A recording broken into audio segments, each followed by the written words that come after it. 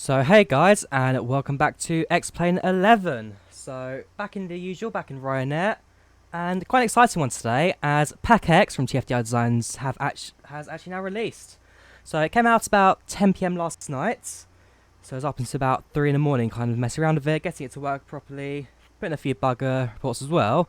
But for the most part, it's looking alright at the moment. So today I'll be flying the Ryanair from Venice, where I left off last time, to London Southend, and then possibly doing a return flight as well, if I have got the time for that. But should be quite exciting. Welcome Toilet Paper, welcome Dedex, welcome Adrianek, welcome Goran, how you doing as well? Right, so starting from cold and dark, starting from the bare minimum, and yeah, we'll start setting up the aircraft, and also yeah, got the PACX panel here, and that also has to go into a bit more detail, especially once we get to the very start of this flight. But like I said, first of all, we do need to get the aircraft going. We have a remote stand, so actually it will be worth bringing the bus in as well later. Anyways, we'll bring power into the aircraft. We'll make sure that the ground service has been set up. So GPU we need to connect, and chocks, well, they're already down. Ground power on, and align the IRSs. Jak masz numer telefonu komórkowy? I have got a phone number, but I'm not going to give it to you, I'm afraid. I'm not quite like that. Right, clear data. That one's just click on legs, and the FMC. We need to line the RS first, so that I'll plug in there. No, actually no, that's fine. Hang on, let me see. Lips. So Lima, India, Papa, Zulu. Gates are at stand 113. I'll actually put that one in just because the two numbers are very different. That might be when I was testing it. It stands instead, so don't particularly want to put it there. Right, so lips to Echo Golf Mike Charlie, London Southend. There's Charlie. Let's double check it is that. EGMC, yes, that's fine. That's all fine. What is the TFDi Design PACX? Basically, PACX is a passenger simulation for X-Plane 11 P3D. So, for those who remember my original series on FSX, the FSPassengers, basically, it would simulate passengers on board the flights, as well as do like their final reports and all that kind of stuff. It's a very, very useful tool to have, and we never made it onto P3V4 or X-Plane 11, so I was kind of left without it for a little while. But PACX seems to be the closest we're going to get to having that on board. So, like I said, we'll have a look at it today.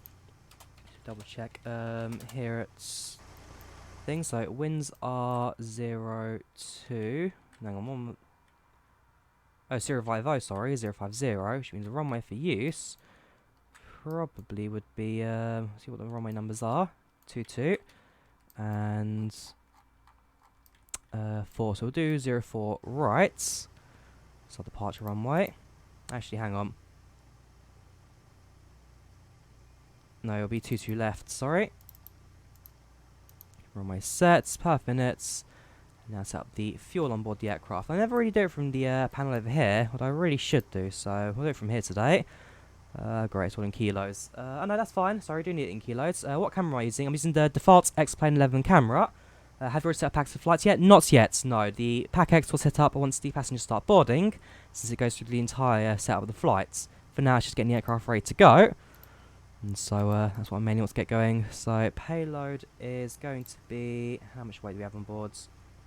Go to ground and no, not ground. If I want weight and fuel, payload. There we go. It's 18095 kilos. Payload 18.095. There we go. Fuel on board will be 7740. Execute that. Okay, hang on. Whoops. I know, I've done that wrong. It's 7.74. I've never really done it on this way, so I don't know. £17,000, 774. Yeah, that works, okay. Learn something new every day. Take off weight, that's fine, that's all fine. So back to the FMS, we'll set up the ZFW. Reserves 1.1 with Ryanair. Cost next to 23. And a cruising altitude of 36,000 feet. Average winds are 336/16. So 336/16. Execute that, and now we'll start up with PACX. So this will take a couple more minutes to align, but not too many, 4 minutes. Let me quickly start up the flights on smart cars. That's all good. And now let's have the fun begin. So departure airport will be, so yeah, here we go, we'll go through the panel. So the first screen, this screen is the main hub. You've got your settings panel on the right. You've then got your different options which will become active once you set up the information. So starting from Lips, going to Echo Golf Mike Charlie.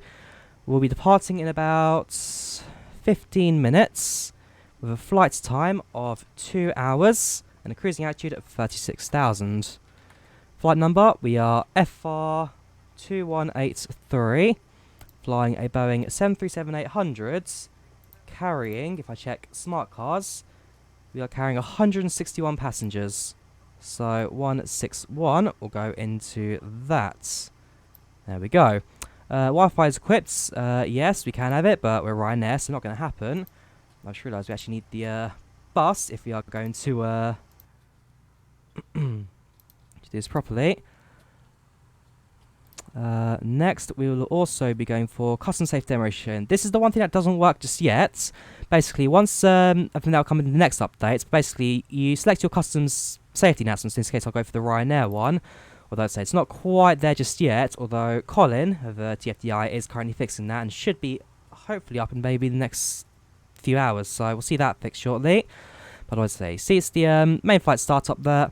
Click OK, and now PACX will be active. So we'll let them do the initial talks. Am I going to see the final? What's my favourite team? I will be watching the Champions League final tonight, although my favourite team is Chelsea. So we've got the Europa on our end. Do I have the Concorde? No. Yes, I do have the Concords. Where'd you get sound packs from? Sound packs, they just came from the smart car system. So once smart cars V3 comes out, I believe it is, we'll then have full integration between smart cars and PACX, and that's something that I know they're currently looking to as well. Right, so back to the overhead panels. We've done with the fueling, so the fuel truck can now disappear, and seatbelt sign can, so these come on, sorry, and seatbelt sign come on. Fuel pumps come on for the left hand side, so we can turn on the APU. And the flights come on.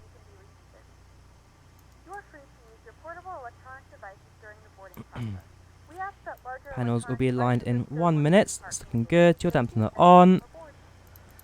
Electrical systems on. Anti-ice. Sorry, these ones can actually stay off. It's quite warm at the moment, but it's the probe heats that I do want on, and with no heats before they steam up. And make sure that these are all off. APU is powering up and stabilizing now, so that's all good. And while that does that, in fact, bring power into the APU, and then I'll do my first communication with the passengers. So this, I think, is the big thing that a lot of people have been waiting for with PACX, and it's the ability to actually now talk to your passengers. So we'll set that up. We'll then set up the doors. So get rid of, I should get rid of nothing just yet. Just ground power I want to get rid of. So the GPU can go. Bring back up PACX, and now the voice interaction. So what you can do in PACX, which I think is beautiful, because here's our passenger boarding. So expect departure in 12 minutes. Passengers are happy. Here are the names of all our passengers, and you can click on them to get like an update. So Jeff here is male. He's 43. He's on business trip. He's happy so far. Not too hungry. Sober. Not tired. But not on the aircraft since passengers are still boarding. So hopefully that will take a few seconds for them to arrive. There we go. Some are seated. Some are not boarded, and that will slowly update as time goes on. Right, so let us talk to the passengers. I'll do the basic introduction one. So welcome on board this flight from Venice Marco Polo to Southend. Good afternoon, ladies and gentlemen. This is your captain speaking from the flight tech, and I'm here with my first officer, who actually isn't here on board right now. And yeah, we welcome you aboard this flight from Venice Marco Polo to London Southend Airport. Flight time will be approximately 2 hours, and weather is looking fairly clear throughout, with the temperatures in London right now reaching about 17 degrees. Okay, it didn't hear me enough, but what it will now do. Good afternoon, ladies and gentlemen. This is your captain speaking from the flight tech, and I'm here with my first officer, who actually isn't here on board right now. And yeah, welcome you aboard this flight from Venice Marco Polo to London Southend Airport. Flight time will be approximately 2 hours, and weather is looking fairly clear throughout. So, I'll probably speak to him, get that a bit more extended, but in short, it gives you the ability to speak to passengers. So if I quickly do that again. Weather throughout the flight should be fairly clear, with the temperature in London reaching 16 degrees with clear skies. So thank you for flying with Ryanair, and we hope you sit back, relax, and enjoy this flight. So what we can do now is modify. So this type will be a generic public address.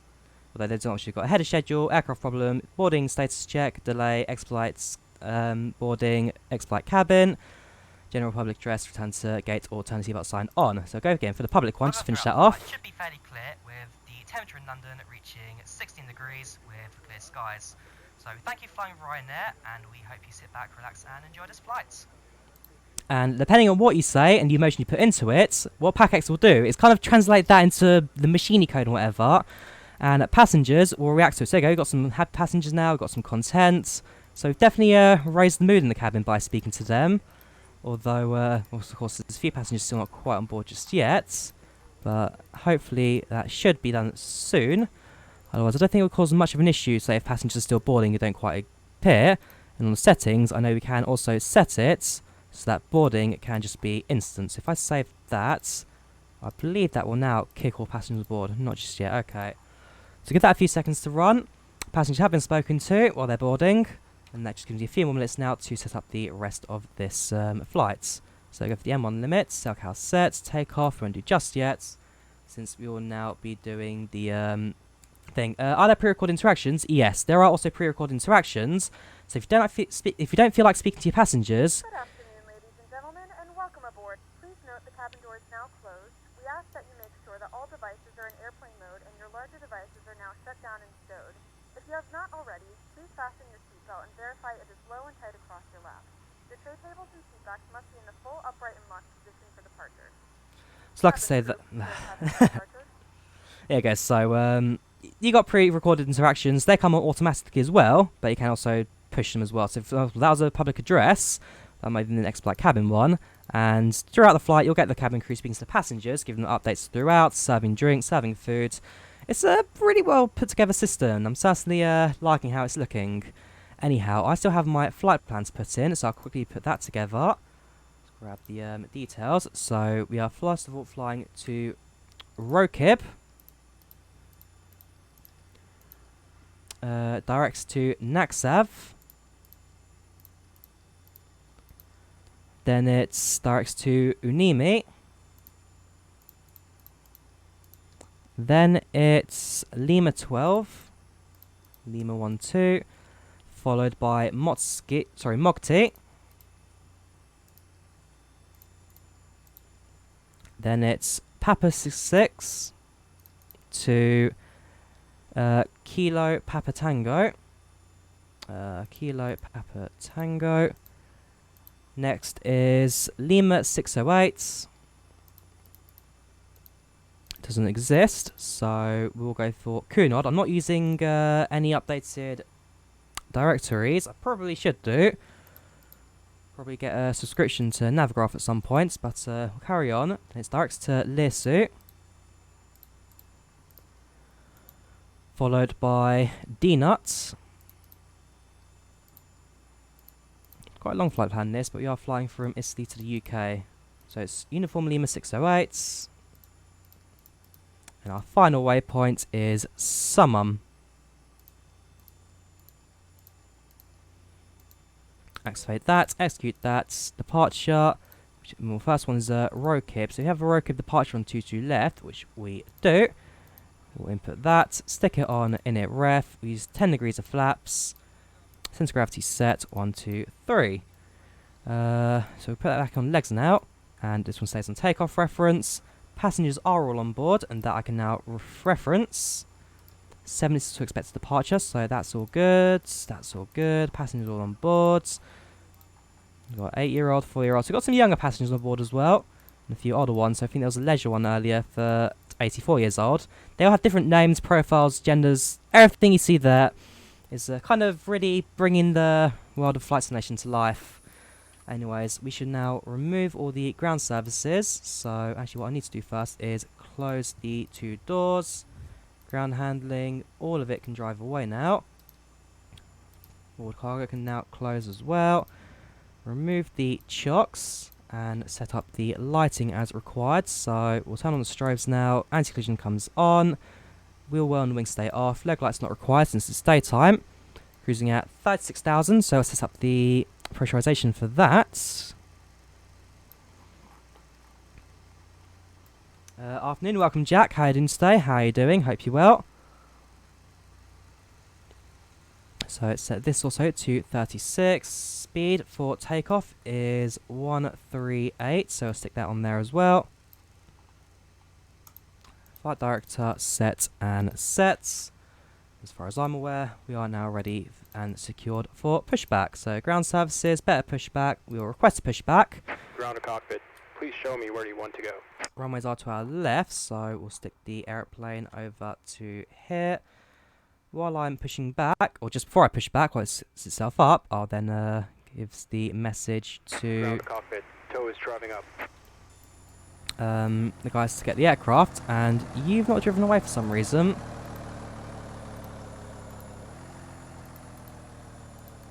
There we go, now it's going to leave us, that's fine.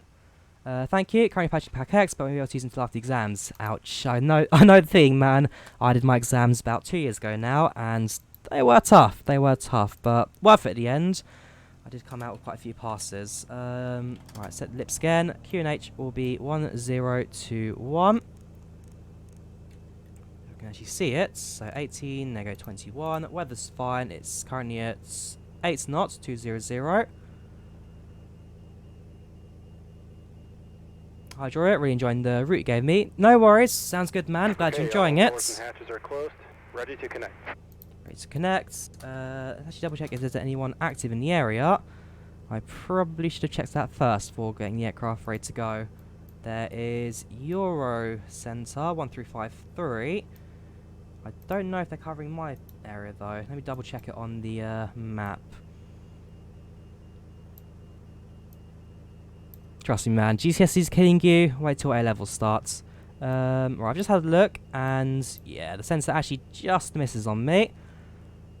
It's going to be quite awkward to show because usually on the other monitor. But if I switch to desktop, and actually switch it to, oh no, it's going to send me this one. So there's the controller. I'm at Venice, so there's no point contacting them. It'll all be Unicom at the end of the day. Switch back to the game, get rid of that. It's quite awkward because I'm having to layer things a bit differently for PACX, but regardless, we will be able to fly this no problem. Squawk box shows online. Starting pushback, and you may start engines. We may start engines, sound good. We'll start with engine 2. Bit of a bounce there as the brakes were released. What do you want to do when I'm older? Well, I'm quite happy at the moment it's in digital marketing and social media, so I'll probably just continue doing that. Ladies and gentlemen, please direct your attention to the screen for an important safety demonstration. Thank you for flying with us. So, hopefully the Ryanair. Yeah, Ryanair's playing. I'm not sure if that's either PACX or Smart Cars doing it. It's 2 different TFDi products coming in from 2 different sites for me. That's fine. Start up engine 1 now. Make sure that the cockpit is secure. Probably should have done that first as well. Engine 1 starts. Start up the fuel tanks as well. Sense tank is empty, so those are not required.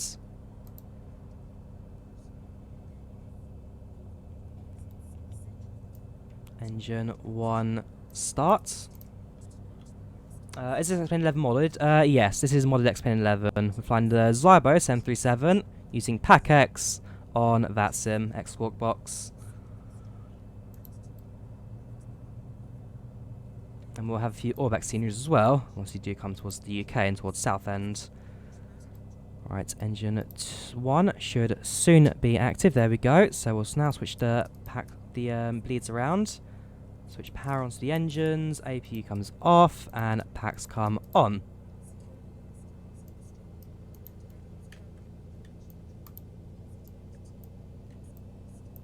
set up TCAS, and so we have now pushed back and are ready to go.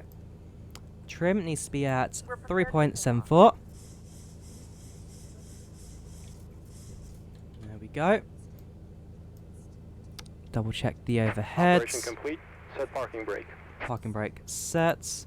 Flaps down to temp. Disconnecting tow. Stand by. Found it much better than next walk box once you get past the setup. I haven't tried Swift, no. I know the setup is a pain. I think that's the kind of thing that's pushed me away from it a little bit.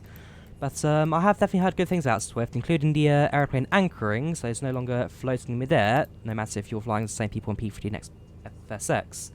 Can't wait to get X-Plane 11, waiting for it to be delivered. You've gone for the disc version, eh? Not bad. It's quite a few discs, but I've had people say good things about it. And it comes with a manual as well, so that's also an extra bonus. Right, so waiting for the hand signals. They'll be on the right-hand side. Otherwise, aircraft is secure, everything looks good, everything down here looks good. TCAS is active, PACX is set. In fact, this should be up to... Tow is disconnected and bypass bin has been removed. Hand signal on the right. We'll see you next time and have a safe flight. 7,000 and we're flying in uncontrolled airspace. You're flying FSX Steam Edition. I used to play FSX Steam Edition just about a year ago, so don't you worry. There are a few people still playing it. I think it's around 2,000, 3,000 users still play it daily, so you're not alone. You're not alone. Right, hand signal will come shortly. There we go. Taxiing, runway, 22 left, lips. Parking brake released, put a bit of throttle in. Let's head to the runway. FSX ain't too bad. I think... Oh, you did the seats of departure without me. That's mean. I want to do that. Yeah, FSX ain't too bad, especially if you're new into simming, want a slightly lighter simulator that won't completely kill your system. I think that's where FSX kind of shines at. So how are we doing for departure? Passengers, okay, we're about 20 seconds behind schedule, but we'll be able to catch that up in the air. Passengers are satisfied. Cabin crew is ready for departure. Runway's not too far away from me, so that won't cause much of a hassle. Taxi lights, actually should turn those on as well, before I forget. I mean, especially with the PACX hype, I believe this will be one of my higher view live streams. What's causing the slight shake? Oh, the slight shake is being caused by a camera add-on called XP Realistic Pro. Basically, it adds camera shake and real-world effects to the X-Plane environment. So if I could go to Flight of Lua, show the macro. So XP Realistic Pro, with it off, the cockpit stays the same, and it kind of just does basic generic sounds. With it turned on, it just adds an extra bit of camera shake, kind of puts a bit more life into the simulator. I personally like it. Some are a bit 50-50 or against it, but I think it puts a bit more life into simulators like it, so... Alright, so we'll come up to the runway now. Cabin crew, please be seated for departure. This will be a public address, we'll have to now be seatbelt sign on. And seatbelt sign on is one that doesn't repeat, but it kind of just lets the crew, it's time for departure, so everyone needs to be seated. So some of the public addresses do sound back, some of them not so. And I say seatbelt sign is not particularly one that we need to return with. So we'll hold here. We'll announce that we're crossing 22 left. Crossing and backtracking, runway 22 right. Lips. Ready for departure. 22 left. That should be that. So crossing an active runway now. So we'll turn landing lights on. Taxi lights come off. Logo lights doesn't really matter. That's all fine. Runway turn off lights actually we will require until we get up. Double check everything that's all looking good. We should be alright. Parking brakes released. Throttle up. Actually set the brakes to reject takeoff as well before I forget. What I'm using for weather, I am using the default X-Plane 11 weather engine. I don't have Active Sky, although it is on my list of things to grab at some point soon.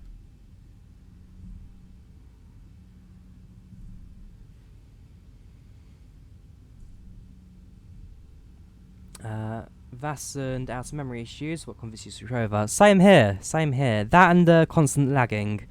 X-Plane 11, I can easily get maybe twice the frames I did of FSX, with quite a few heavy add-ons in it as well. It's not perfect, but it's actually looking a lot stronger than it used to.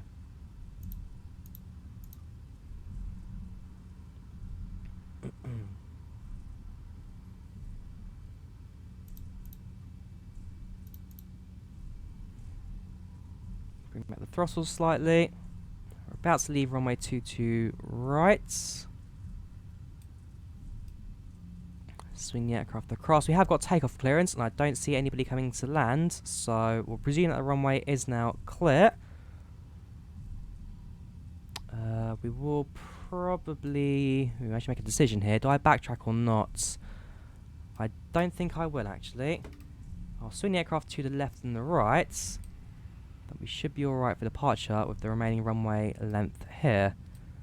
It'd be very awkward if I weren't, but I trust my aeroplane. Engine stable, maximum throttle.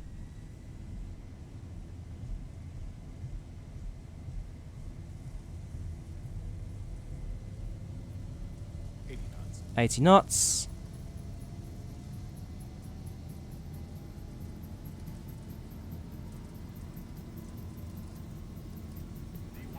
V1 rotates. Positive rates, gear up.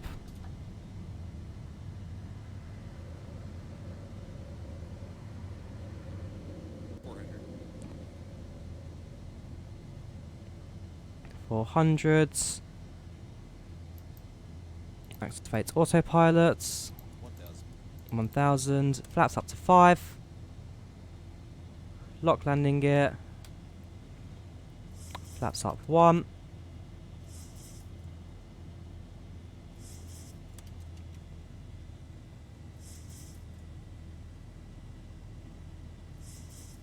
And then flaps will retract completely at 212 knots.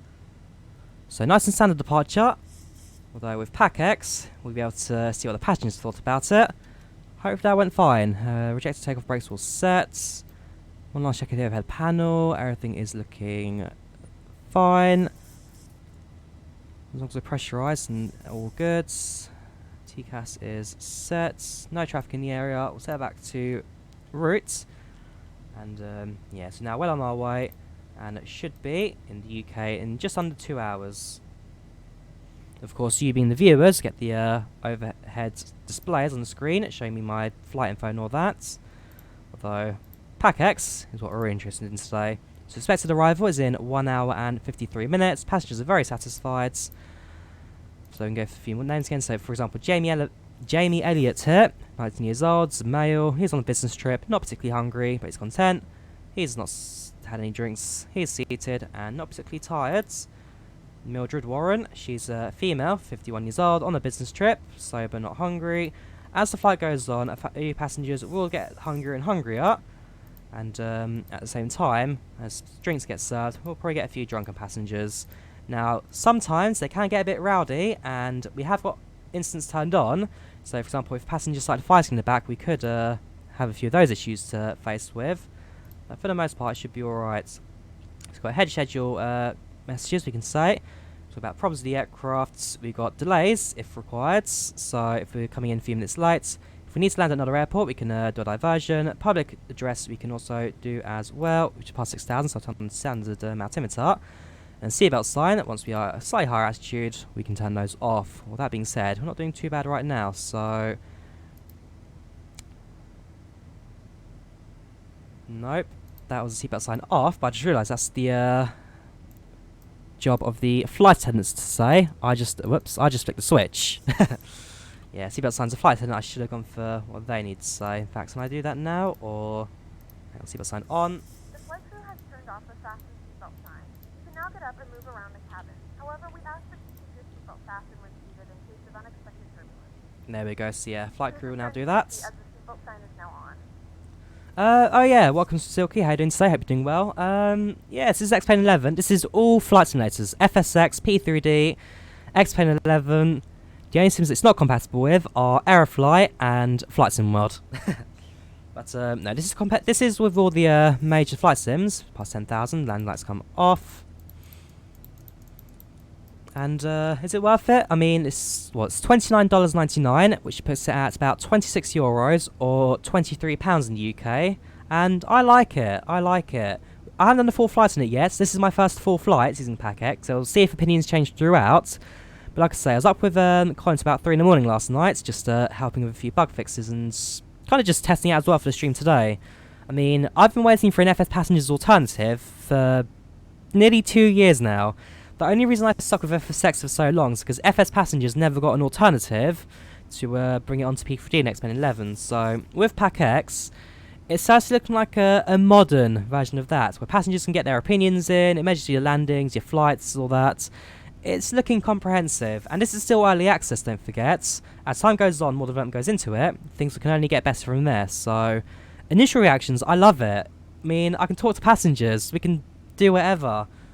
In fact, let me talk to passengers now. So, what I'll probably say is we're climbing, weather's looking clear, no expected turbulence, and arrival in about an hour and 50, so let's do that. Hello again, passengers from the flight deck. We have departed now from Venice, and we will be in London in about 1 hour 40 minutes. Weather again is looking nice and clear, and we're not expecting any turbulence en route through the duration of this journey. So sit back, relax, and let our flight attendants take care of you for our flights. Again, it cuts off slightly too early, but I'll get it maybe get extended a bit more for the next updates. In fact, let me send a message to Colin now. We have departed now from Venice, and we will be in London in about 1 hour 40 minutes. Weather again is looking nice and clear, and we're not expecting any turbulence en route through the duration of this journey. Right, we could send a message to Colin. Could we extend the time length of voice recording? I've had it end while I was mid-sentence for some longer calls to the cabin.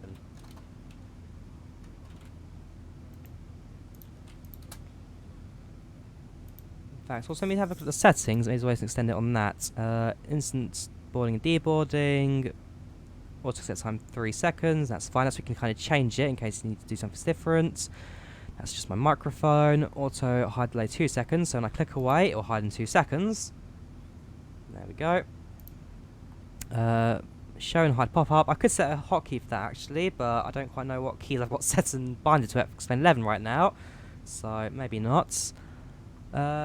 Will they add a revenue system like FSPassengers? I don't know. I don't know, because as I'm aware, although this is kind of me talking, not anything else like Colin, I think that this is meant to kind of go like side by side with smart cars, and kind of it's like smart cars manages the business side of this kind of add-on.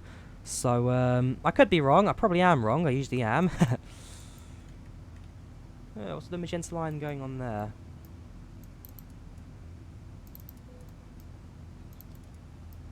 Not an intercept heading. Oh gosh, what have we done now? No, I want to put R-lock as our next waypoint. Hopefully still find the right direction. No, we're not. That is an oopsie. We'll turn the airplane around. We'll get back on routes. I don't know if I'm setting the SIDS wrong, but I've had a few times where I'm not flying in the right direction after departure, and it has led to me flying the wrong direction for a couple of times. Fortunately, I noticed it quite early. It's not particularly too far away. We shouldn't enter Croatian airspace, so that's alright, but it has just added an extra 5 minutes to our flights, without much. Shift 9, Shift 10, unit brings it up, yes. We'll let it close, and if I... Testing, 1, 2, 3, listening to the passengers, as far as you're aware, this is just a general announcement from the cabin. Whoever told me Shift 10 wouldn't do much, you've actually gone and killed the stream. Thank you for nothing. I'll clear that actually.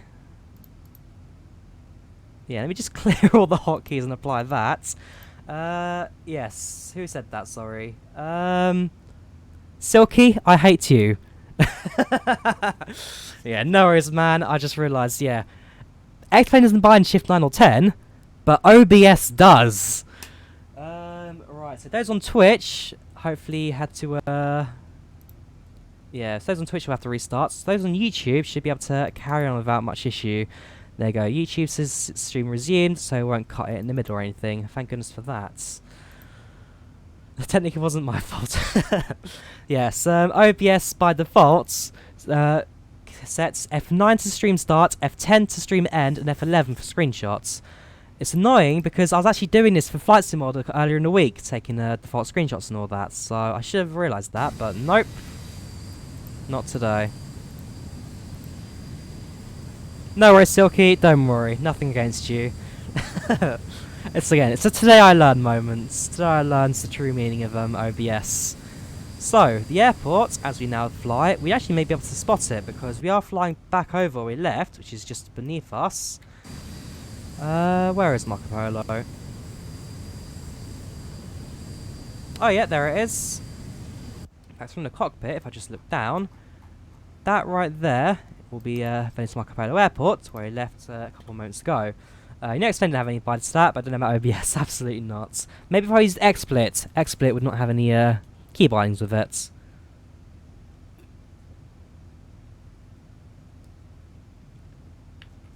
So, let me try it again now, and hope it doesn't do anything again. So, Shift 9, that works, and the stream's still running.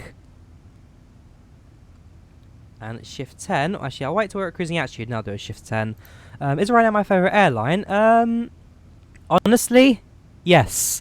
I've been flying Ryanair almost exclusively for about 12, 13 years now, and I have never had a single problem with them. No delays, no issues. One time actually I did have to reschedule a flight, so it was meant to be a 12 PM departure from Oslo. Instead it was now a 9 AM departure. And so basically, I could not make that flight because I was flying from Oslo Torp and I was in Oslo capital, so you need to get down to Torp. And, well, yeah, I spoke to Ryanair live chats, and I'm more than happy to change my flight over, give me a free seat as well, and apologise for the whole confusion. So that was it was a really good situation for me. No questions asked. It was actually a later flight as well, so I got more time in Oslo in the end out of it, and it was at a time that suited me better. You went for an interview with Ryanair on Tuesday. It sounds good, Silky. Fingers crossed. Wish you best of luck to getting it. Hope the interview went well. British Aviator, welcome to the channel. Welcome to chat. How are you doing today? How are you doing? EasyJet's your favourites. In fact, you had no delay amazes you. I've flown EasyJet a couple of times. My last flight with them was to Berlin. Yes, Berlin and back. I used to do quite a few London to Warsaw flights as well, many years ago. But, yeah, flying to Berlin with EasyJet wasn't too bad, and, yeah, it's not too bad. Again, I've never really had many issues with any airline.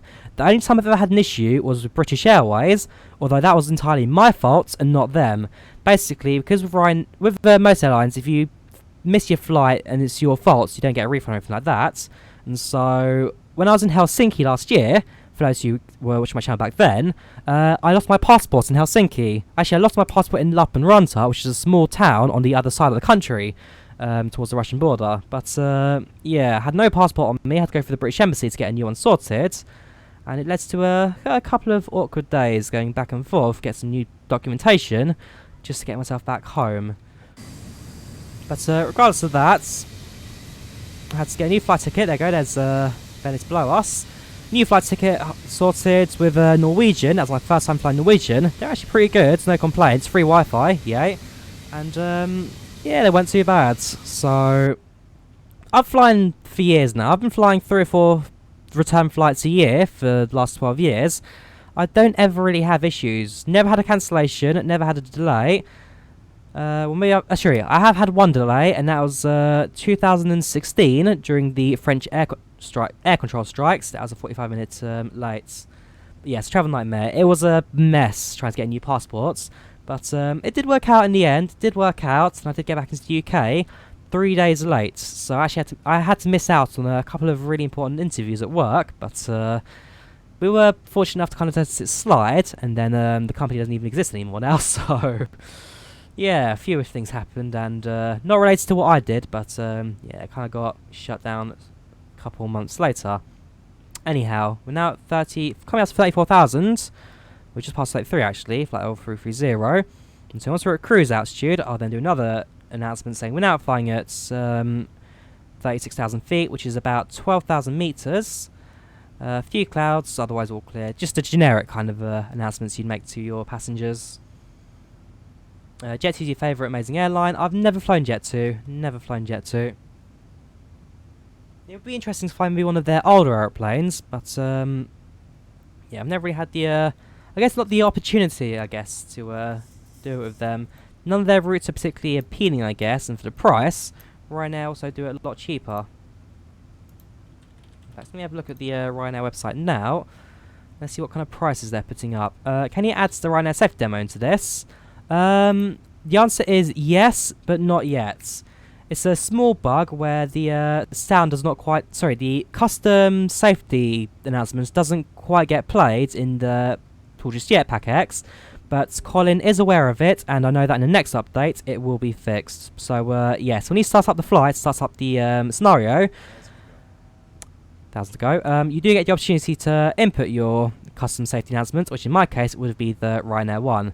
And like I say, when the next version of Smart Cars comes out, which hopefully shouldn't be too far away, actually I don't have any dates for it at all, so it could be a little while away, but I believe it will then be completely compatible with the PACX software as well. Right, so we are now at cruise. I need to double check if I got a message from someone. Let's double check.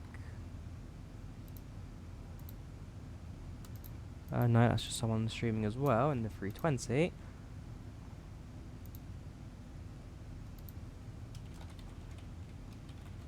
So let me try the F10 now.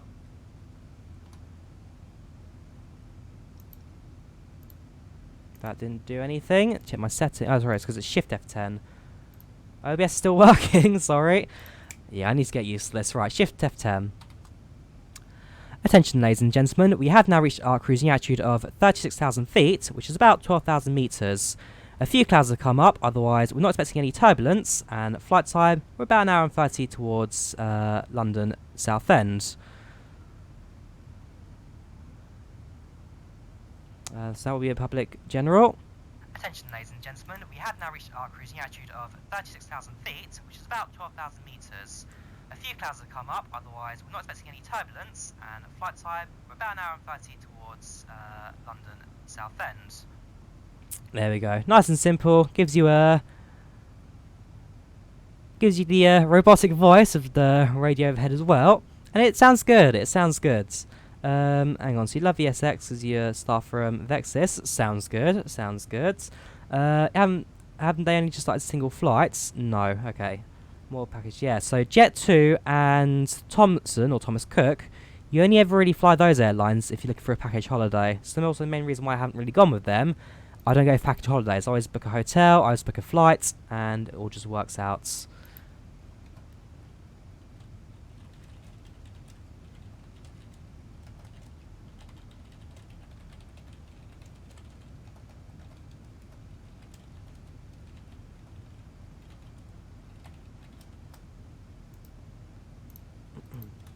Can you hear the announcement if you're in the cabin? Oh, absolutely. So let me do another one. I've just spoken to the flight attendant on board, and she will be serving drinks very shortly. So if you're interested in having a meal on Ryanair, we have a massive selection on high-quality microwave meals on board. Just set up your tray table and call for the flight attendant when they arrive. That'll be another public one. I've just spoken to the flight attendant on board, and she will be serving drinks very shortly. So if you're interested in having a meal on Ryanair, we have a massive selection on high-quality microwave meals on board. Just set up your tray table and call for the flight attendant when they arrive. Thank you, J Brand TV, for following on Twitch. Now, what I've just noticed there is the aircraft is actually making some rather heavy turns at the moment. It can't quite make this line. So I'm going to take off LNAV for a second. And I guess flight... Whoops, yeah, just fly it manually for a couple of seconds. CWSB, okay. What I want to do is kind of just get it back onto the flight line and fly it normally. I'm not quite sure why it can't quite make the flight path there. But it's slightly awkward, I must say. Right, as in SEP, so I'll turn the, turn the autopilot back on. And hopefully now it should be able to get back on this line.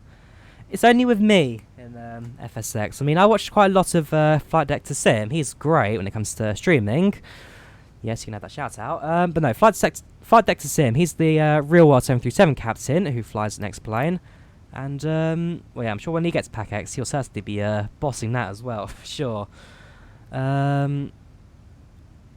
Right now, hopefully we're back on the magenta line. Check the... Just do a direct waypoint. Oh, yeah, that is also a point.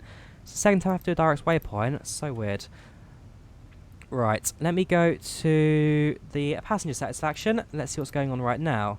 1 hour 36 to arrival. According to the overhead, we are actually going to be arriving in 1 hour and 15 minutes. So we're actually about... Let's see, let me show you this screen. So I got 1 hour 14 to arrival, and Smart Cards is taking the active tracking, while PACX was just none that we input at the start. So we're actually going to make it possibly 20 minutes early, which is always good. Close towards our landing, I will definitely do a bit of an update for that.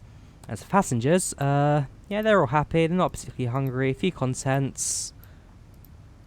It's about standard right now. Nothing particularly to shout about. If I was flying upside down and started messing around, I'm sure we'd get a few passengers not so happy. So, for example, when I was testing it earlier, I decided to figure out what would happen if we were to do a bit of a heavier landing. And if I quickly open the original file for this.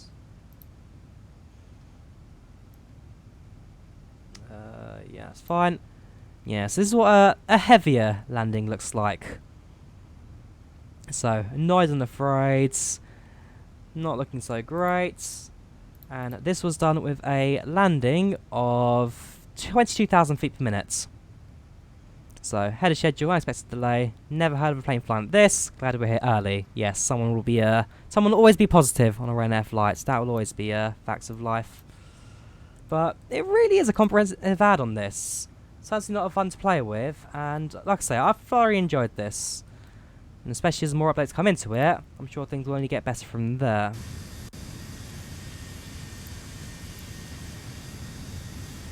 This add-on's such a waste. It isn't. I don't think it is. Maybe that's what you think, but like I say, as someone who's so he started the store from 360 basically. Just about that. Although I think it was more of a nosedive. Actually, when I was testing it last night. I said it was about 3 in the morning, so I don't actually remember what I was doing there. But no, like I say, as someone who used to play with FSPassengers for God knows how many years, back on FS 2004 as well, 2004 then on 2X, it's certainly an add-on that I've always been looking for an alternative. Always looking for something modern and new that, while Smart Cars was alright, never quite gave you the full in-depth passenger simulation. This does. This is what I've been waiting for.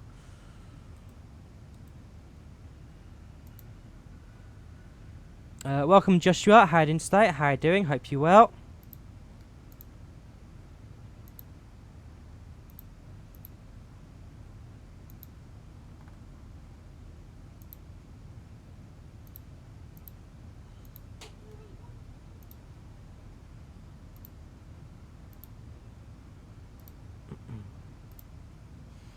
Right, so we should now be crossing the Alps very shortly. In fact, very shortly. They're right over there.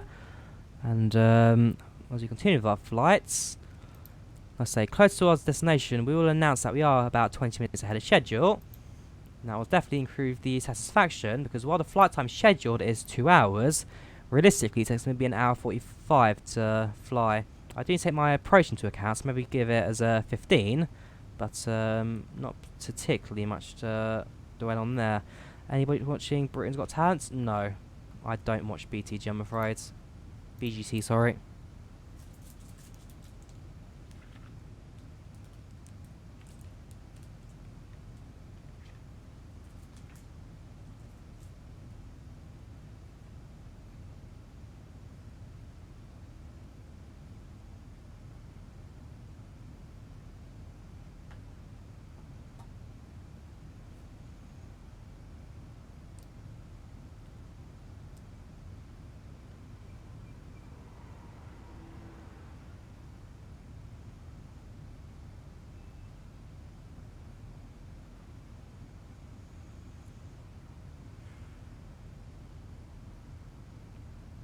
So we are now at the midpoint of our cruise, and this will be the, I guess, the quieter part of the flight. We're not really committing to passengers as much as time goes on.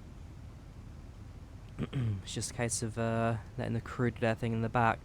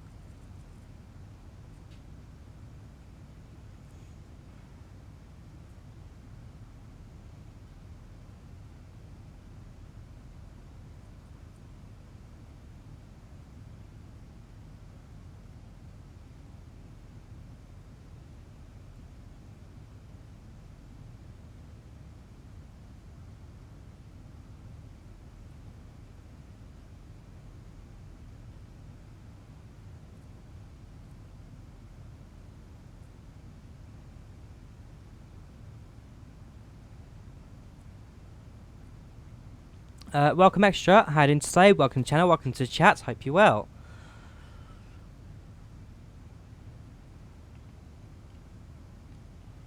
So, let's see what else can manage to get with PACX. Still at your Google Home. Yes I do, yes I do. It sits on my shelf quite proudly.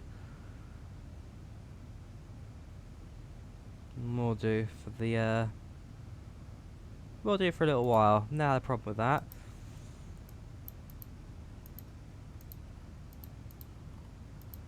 Venice to London, yes. Venice to London, but we're flying to London Southend, so not quite London, just a bit outside of it. You would require a good 2-hour car or hour train journey just to get there.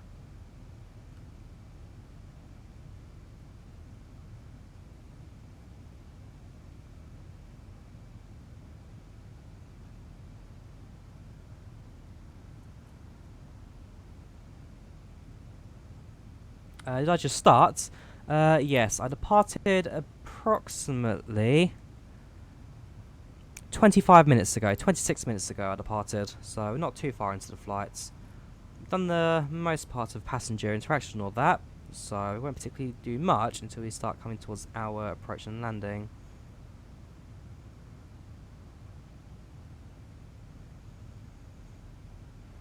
Southend should be a London airport.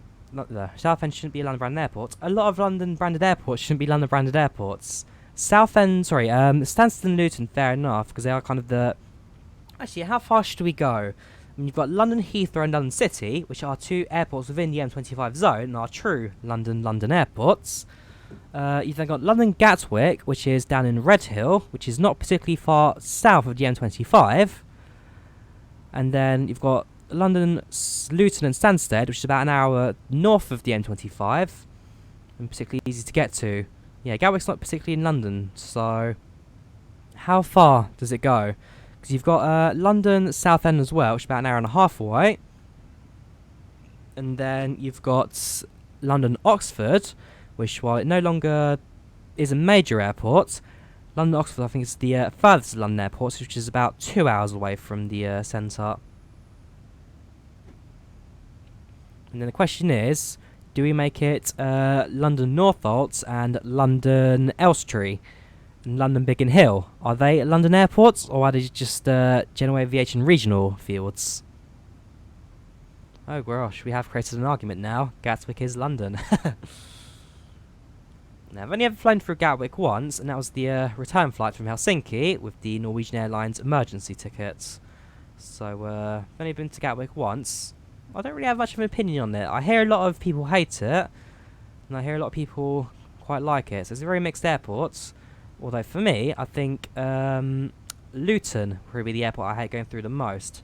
It's small, it's overly crowded, and at the moment it's actually for the construction workers, so it's a bit of a mess. But no, Luton Airport was probably the one I've probably had the most issues going through over the years. But it's not particularly bad either. I mean, at the end of the day, it's an airport, it functions as it should. What can we say? What's the motorway route around London? Yes, it's the M25. The M25 is the London Orbital Motorway.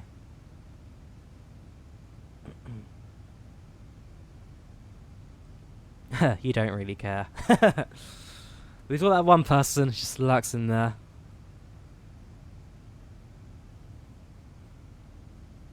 what's your opinion on the Extinction Rebellion process on the GOL?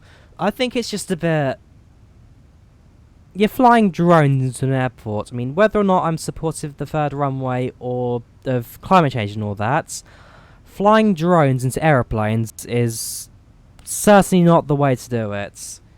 It will just lead to nothing but issues for people, and more concerningly, if it hits an aeroplane, especially one that has the engines on and sucks the drone in, I mean that thing, especially on the departure, would be full of fuel and could just ignite into an inferno. Maybe a landing aeroplane will not be as much of an issue, especially if it's on the ground, but one that's starting up and just about to taxi, that will be at its maximum fuel capacity with heated engines that it just turned on.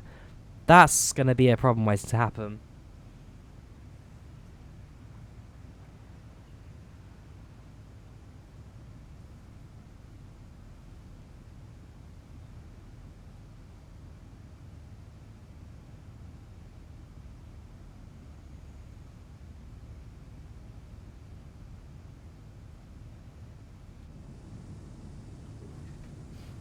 Having a quick look, passengers aren't looking particularly too bad. A few clouds here and there, but nothing too major. I'm having a bit of a frame rate drop. Actually, I think I know what's causing that. It's because my X-Plane 11 actually completely a bit haywire recently, but even then, my settings don't particularly look too bad, so this should be alright for me. We'll carry on regardless. What I may just do is go to 3J FPS Wizards. We'll just stick it on the max FPS just to try and grab a few more frames in there. Normally I'll make about 30-40, but that's when I'm not streaming. OBS is certainly a bit of a CPU hog, to say the least.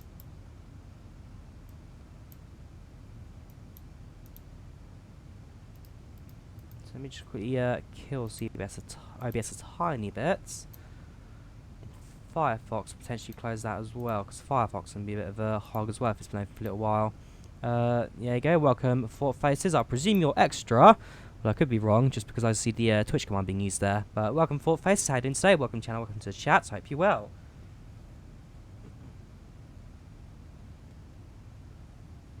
Have I played with the mobile version of X-Plane 10? Yes, I have. Yes, I have. I always found mobile X-Plane 9 better, but nah, it's not a bad little sim, that. I mean, it really is just a pocket version of X-Plane, well, 10. It's got the full setup for Blade Element Theory. Thank you, presents to follow. Yes, thank you for following on Twitch, much appreciated. Yeah, you are Full Faces, thought so. I was going to say, it has the full Blade Element Theory setup. It's got the same models, just kind of compressed down to a smaller, less polygon thing.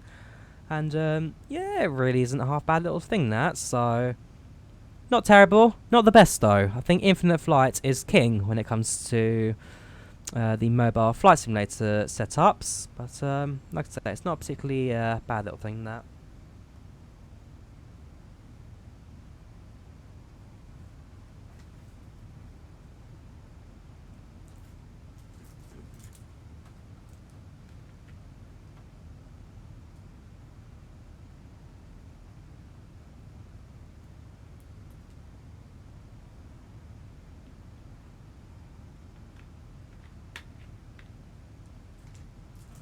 Right, let's see what we can now do with our passengers. If we can make any announcements. Flight status, 1 hour 23 till arrival.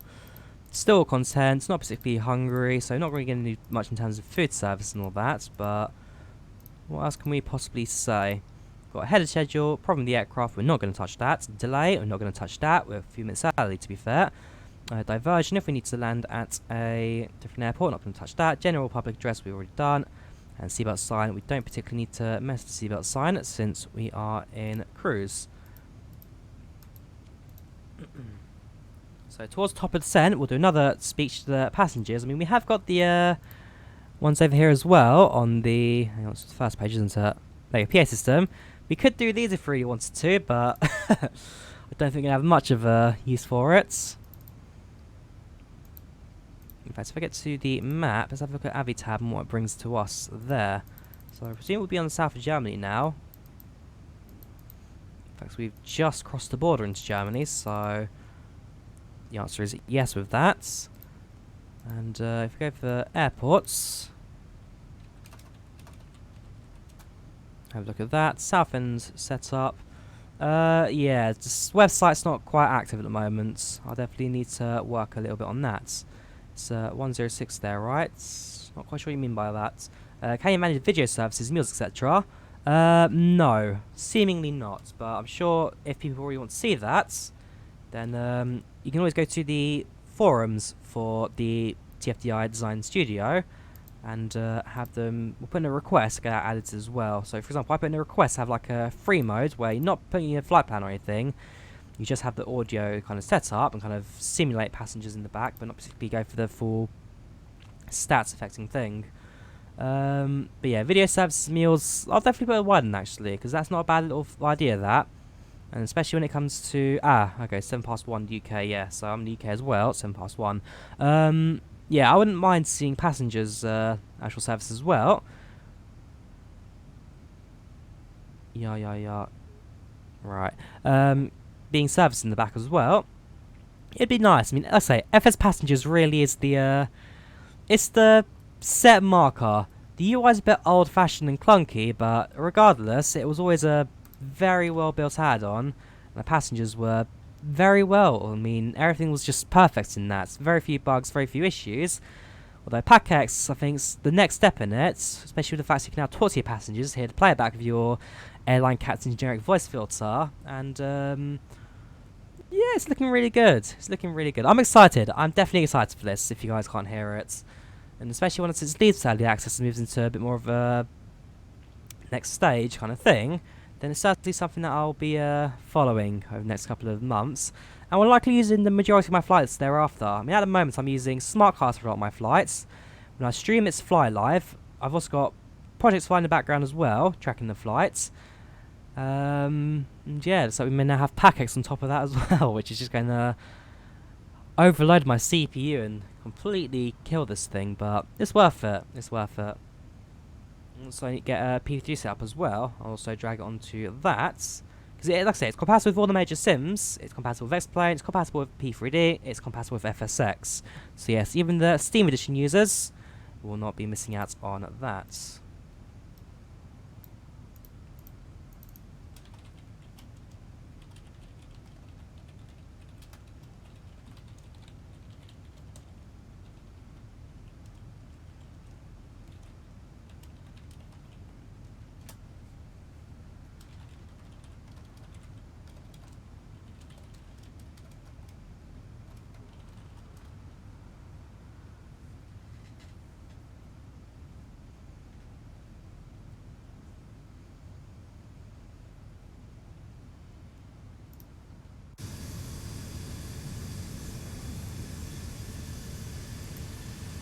That's not a bad view, that.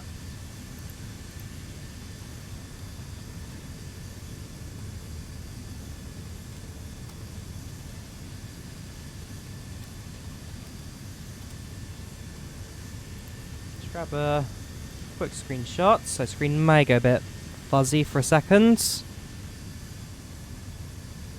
Yes, I use snipping tool, don't question it. So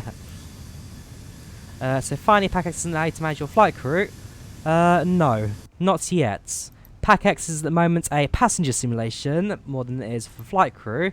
But like I say, if you want to get a suggestion in, feel free to stick it into the forums, and there's a good chance they will add it. So they're always looking for ideas. They should be focusing for the next couple of months, just 100% PACX.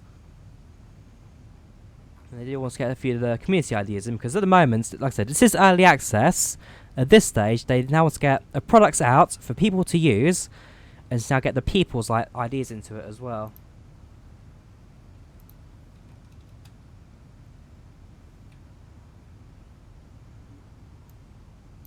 Hopefully they'll be one of the few people to actually do early access rights, because we do know that there's a few developers out there, maybe not in the flight sim world, that's not quite when it comes to early access. Daisy.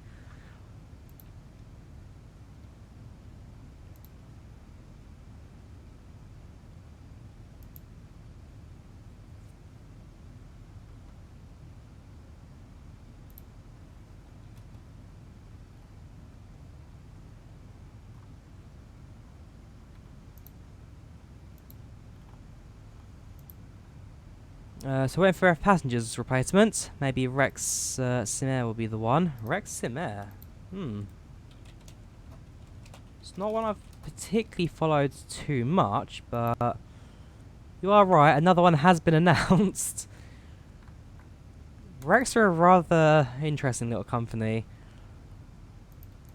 Well, not little company. Basically, when Rex started up, it was a breakaway from Orbex. And then they had all the Orbex technologies, like building their own like scenery packs and weather packs and all that kind of stuff.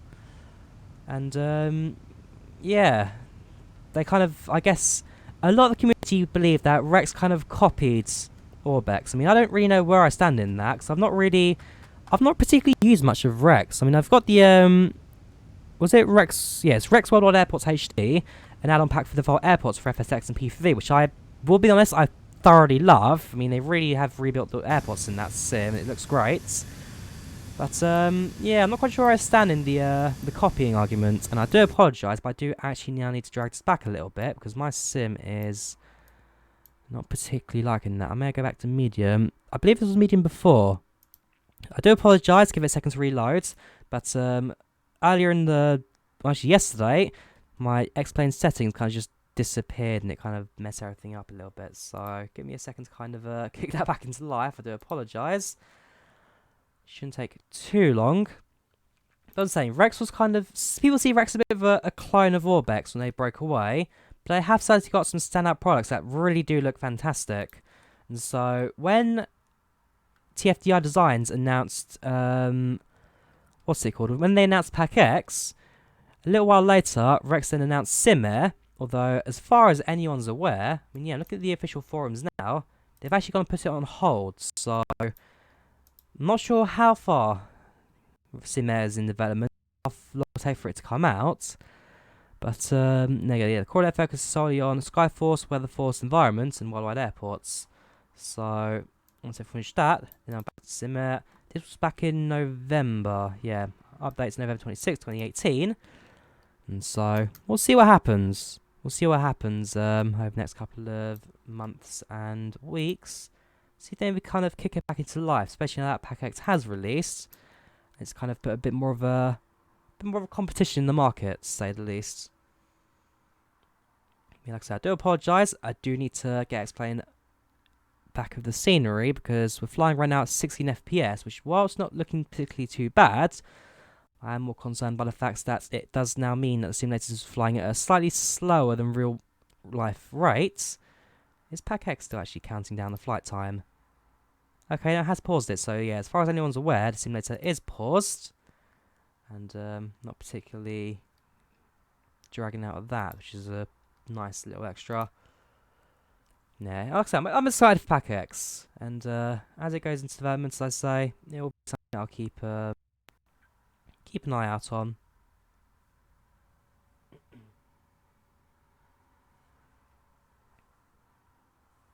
There we go, preloading. There we go.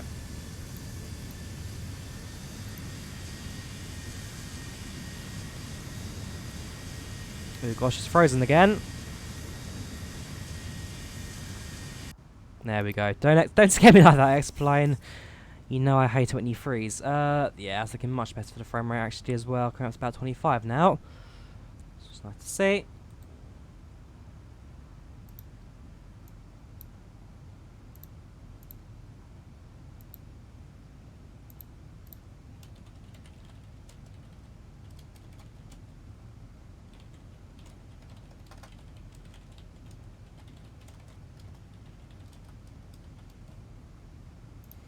Bit of shaking from turbulence, but nothing particularly major. Actually, might just be the engines powering up as it is.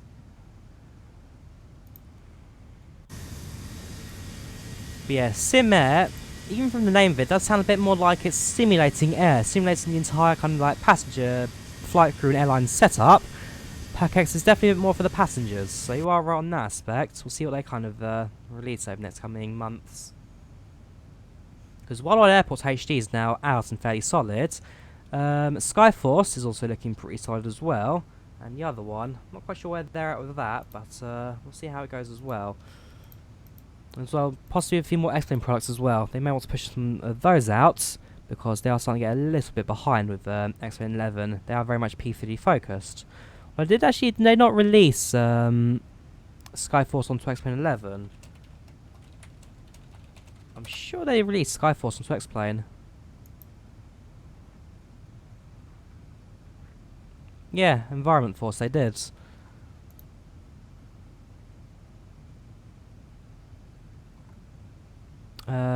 Is that still in development? Which one's in development? PACX or SimAir? Because both of them are in development. SimAir's just been put on hold, while PACX is now in early access and currently out for people to try out. Yeah, passengers are going to stay the same for the majority of this one.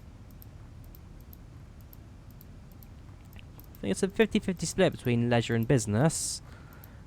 Actually, might be a few more leisures on board actually, but I wonder, do we have any really young passengers here on business? 55. Oh gosh, pardon me. That came out of nowhere. Business, 28. 71 on business. 19 on business. I think you're the youngest one we've got, Todd Neal. But I'm trying to see if we've got any like we've got an 18-year-old business, Floyd Reynolds. 15-year-old on leisure, that's fine. 19-year-old on business, got another one, Florence Wright. We're trying to see if there's like a thing where maybe there's like an 8-year-old on business, something like that. So you're a leisure, business, leisure. Yeah, another 19-year-old, Jamie Elliott, but it seems to be alright with passenger setup. I don't know if he's like preset names or this is like a random name generator. And there's like an if statement. If between 18 and 76, then have chance of business, otherwise it's leisure. But yeah, it's not looking too bad. And the passenger names are different. You've got a nice variety of different, like, I guess, nationalities based on the name. You shouldn't never base the nationality on a name, but if like, let's say, there you go, Wanda Munoz, I could presume that she'd maybe Italian or ooh. Oh, hang on, that has never happened before. I'm sorry. That's a British Airways right there. I have never seen another airplane in X-Plane VATSIM before. Usually they're a bit too far away and the model doesn't load up properly. I'm surprised the TCAS didn't pick up on that. Oh, because I'm just zoomed out so much I could never see it. There you go, yeah, it's right there. I remember a little while ago, back on a flight from Poland to Stansted, when I was flying over Amsterdam, I decided to zoom into the airport and realised that if the plane was more than a kilometre away from you, the model would not load up at all. FSX and P3D will still show an external model, just be a small dot moving across the screen. But X-Plane 11, the way the models appear, if it's a kilometre away, out of the LOD area, just would not appear at all. So that was a nice close pass, and actually the first time I've ever seen another airplane on X-Plane VATSIM. That's, sorry, I do apologise for jumping in there, but that was a bit of a hype, I do apologise. As I was saying, yeah, like, it's got a nice variety of names and different genders, different, like, leisure and business trips, ages are good, so that, the passengers are realistic. They're kind of what you'd expect to kind of see with this kind of thing. So if I look for another name that I guess would be foreign per se, I'm such a terrible person for ever saying like this, but I do apologise. There you go, Todd Vasquez. Potentially Mexican with that surname, Vasquez, although Todd may be a dual nationality holder. You never know. Whoever Todd is, wherever you are, Todd, share your story. Randy Gonzalez, definitely also a Mexican style name, or even Spanish actually. That would fit in Spain, maybe even Portugal. Ramos, definitely going to be a Spanish name. I'm so terrible. I'm going to stop now before I am actually perceived as racist, because that is just a bit much. But, like I say, so that's the lot going on. We also have a look at the flight time, so it's now 1 hour 10 minutes till arrival. And according to smart cars, it's an hour and, oh, it's in 52 minutes. So if I say we're coming in 10 minutes early, that brings it on to an hour and gives me about 8 minutes for landing and taxi. Let's do that, shall we? So we'll make an announcement. We've just spoken to the air traffic controller, and they will be able to give us a slightly early arrival into Southend, I do apologise. And as it stands, we're coming about 10 minutes early for landing, so that should be a nice one. Weather's still looking clear, and the rest of the flight should be nice and stable. So this will be ahead of schedule by 10 minutes. We've just spoken to the air traffic controller, and they will be able to give us a slightly early arrival into Southend, I do apologise. And as it stands, we're coming about 10 minutes early for landing, so that should be a nice one. Weather's still looking clear, and the rest of the flight should be nice and stable. Again, I just love the fact they have the generic pilot voice filter on top of it, and it just sounds so good. Yes, Niels, you're so dead. You drank so much. Oh. Okay. You enjoy yourself, I guess. Not quite the message I was expecting, but hey.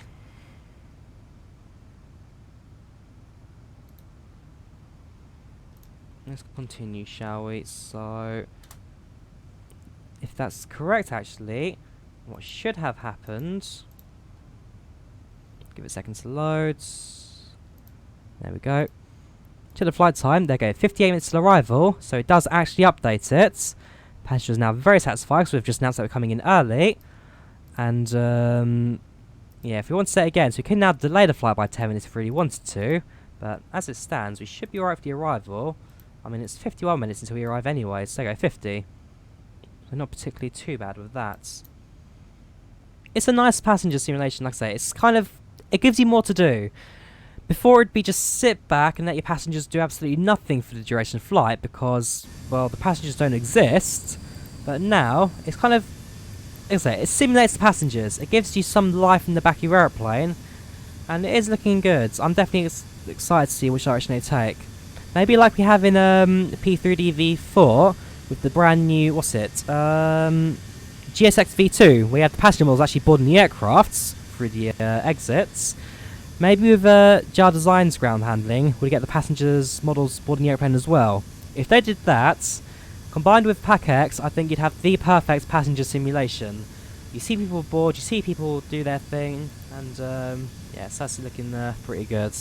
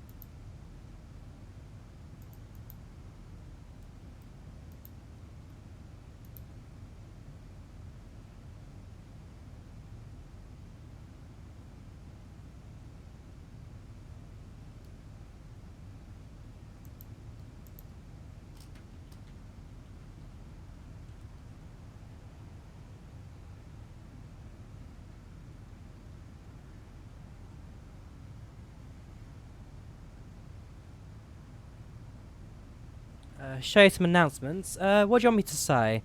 I mean, I've got some of the pre-recorded ones that you can always go for. So ahead of schedule, which we've just done. Can you serve dinner? I don't think so. Not particularly, no. We can do a public address, you can do seatbelt signs on and off, diversions, delays, and aircraft problems. Although, as time goes on, more development goes into it. Because right now, as I said, this is early access. You can always throw in a few requests onto the forums for TFDi Designs. I'm actually now speaking into the comms here, so passengers can listen to everything I'm now saying, and this will affect how they react as well for the rest of the flight. They'll be happy or sad. And the cool thing about it is, so yeah, this will just be a general public address, not particularly any other thing else I can really fit that into. But yeah, like I say, it puts you in a cool little pilot filter, and it does sound cool. Designs. I'm actually now speaking into the comms here, so passengers can listen to everything I'm now saying, and this will affect how they react as well for the rest of the flight. They'll be happy or sad. And yeah, it's just a cool little thing there. It really is. I think the pilot filter is just what wins it for me. And then we'll see what the end of flight report looks like as well. And if I do have time, I'll then do the return journey back to Venice. What overlay am I using? I'm using FlyLive. And with FlyLive, because I don't actually have FlyLive Studio, I'm using the original one still, because I've never had a problem with this one. And yeah, you just kind of get a few values from XUIPC, and then it just sticks it into a few text files at the top. Pretty cool, like I say. And then if I now go to the passengers, let's see how they react to that. Oh yeah, very satisfied, no complaints there. So Freddie here's happy. Corey here's content. Maxine's pretty happy. Priscilla's here, happy. Priscilla, I do apologise. Rachel, pretty happy as well. Fernando, content. Passengers react. There you go, we've got a, where is it? 4-year-old content here on leisure trip. If that said business, I'd be laughing away right now, I'd be in tears. Not tired, seated, sober, as you see standard. Everyone will be seated. I'm sure we'll also get maybe a few like things in the future where passengers go to the toilets, they're standing or whatnot, seatbelt sign on and off. And that is a few things out there for putting as a request as well, like different passenger statuses, like seated, standing, seatbelt on, seatbelt off, eating. I mean, actually you've got hungry here and sober. We'll see if that changes at any point during the flight. Possibly not, because this is a short haul, not a long haul. Leisure, so get different trip types, happy, not tired and tired, sleeping. So flying at night, I presume people will start to sleep, especially long distance journeys as well. It's not a bad little setup this. And then settings, again, it's still pretty much just standard. Including the key bindings, who are in the stream, managed to convince me to actually cut it. Silky, I'm still thinking of you. But yeah, it's not a bad little thing this. It's actually a nice little tool. You may have asked before, but can you control food and drinks? No.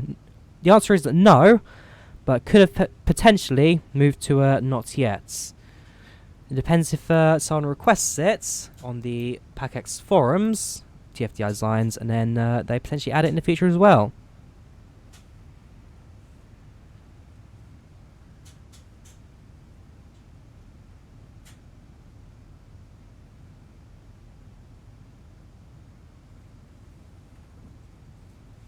Yeah, let me tell you, Colin, TFDi Designs, certainly open up for ideas. So if you want to send him a few requests, then he's more than happy to listen to it, and there's a good chance they'll implement it. And like I say, as I keep saying throughout, this is early access. I expect a lot more to come within maybe the next 2 months, with features that not only they add, but what people request as well.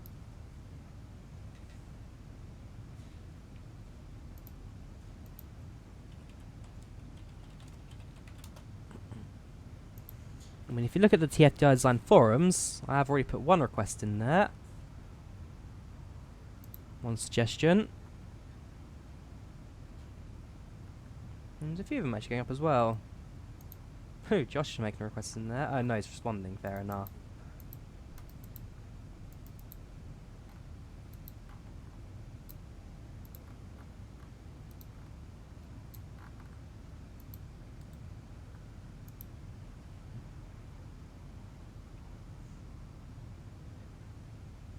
Gonna wait and see if anything there comes from FS Captain or Rex before picking it up.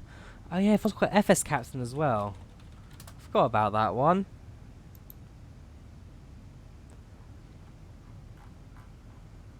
Yeah, you've got FS Captain as well, but I think the main big two will definitely be Rex Simair and PACX.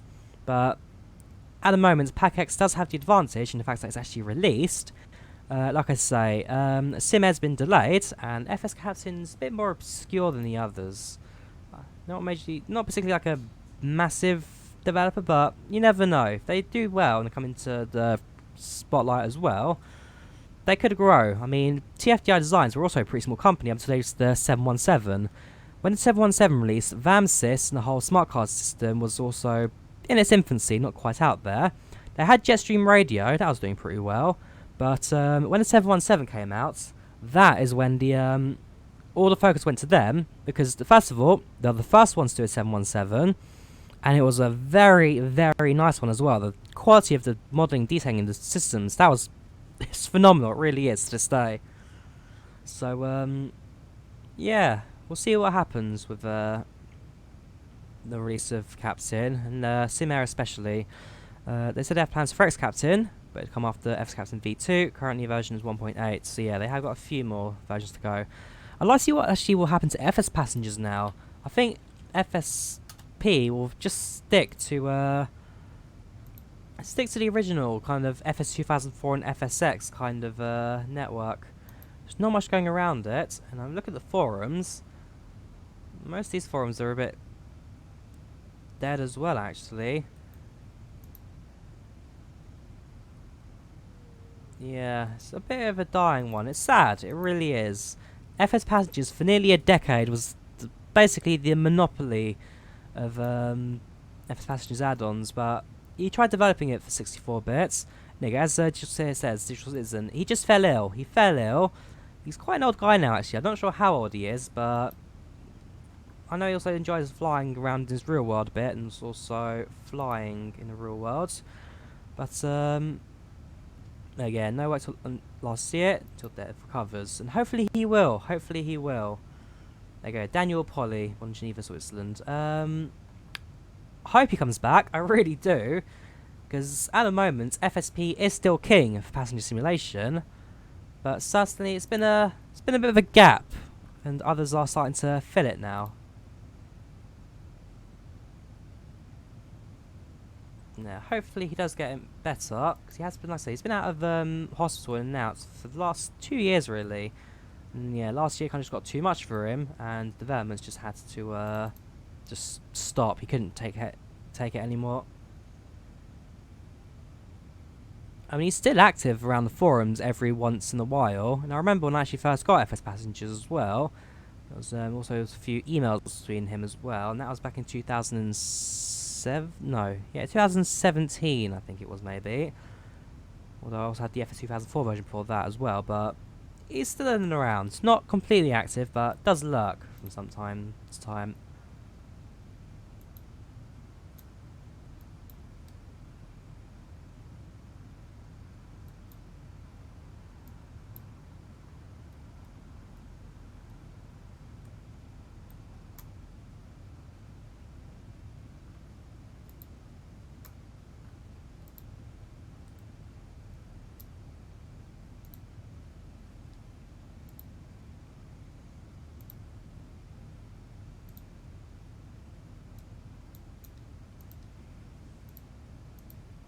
So we are, whoops.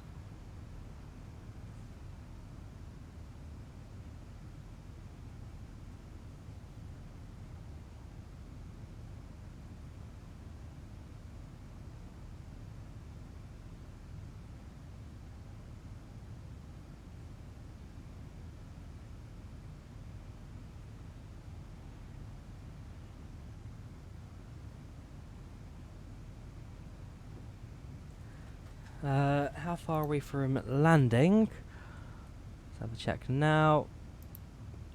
Real time, 40 minutes. PACX shows 45 minutes. We've got about 6 minutes or so once landing to get to gate. Have I got the 767? Yes, I do. Here's my list of airplanes I own. I'll show you the old ones as well for the sake of it. So yeah, got the main setup. Got the 787 Magnite. Sorry, that's the Magnite. That's the VMAX. The 732, should stream at some point. Got the Dash 8 from FlyJSim as well. Sukhoi Superjets, maybe one day. 319s. So I have 767. Oh, okay, maybe not installed it then. I've got it, just not here. Aerobasker Diamond. Got a few aircraft in here actually. Certainly got a few.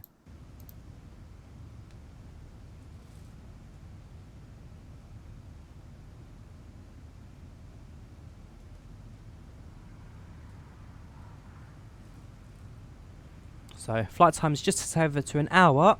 We've been airborne for an hour. It's 39 minutes to landing. Time's now 1337 Leet here in the UK.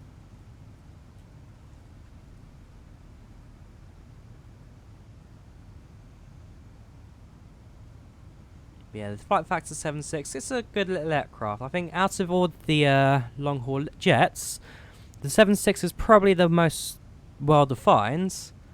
After that, possibly the Magnite 787. I mean, there's no major standout A330s or A350s. Flight factor 350 actually is there, but doesn't do Citizen Stars. And I believe there's a there is a V2 coming out as well, currently in development. And so we'll see what happens with that once it comes towards its like announcements and release dates.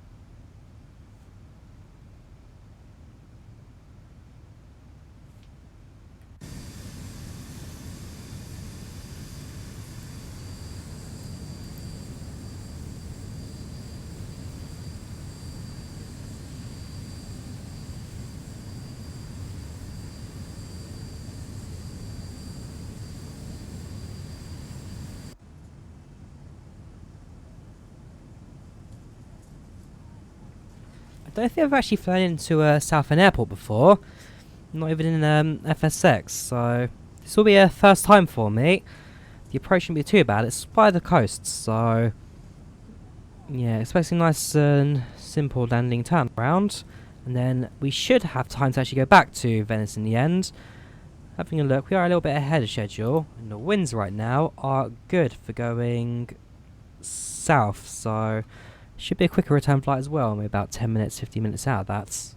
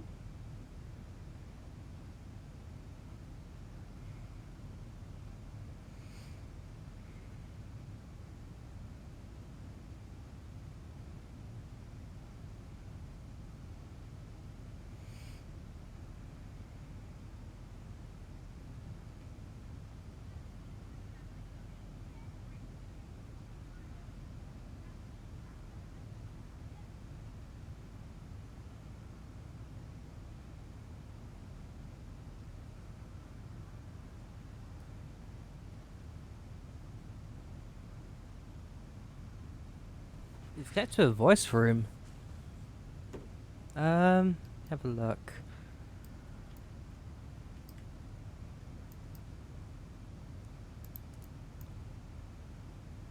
VHF1.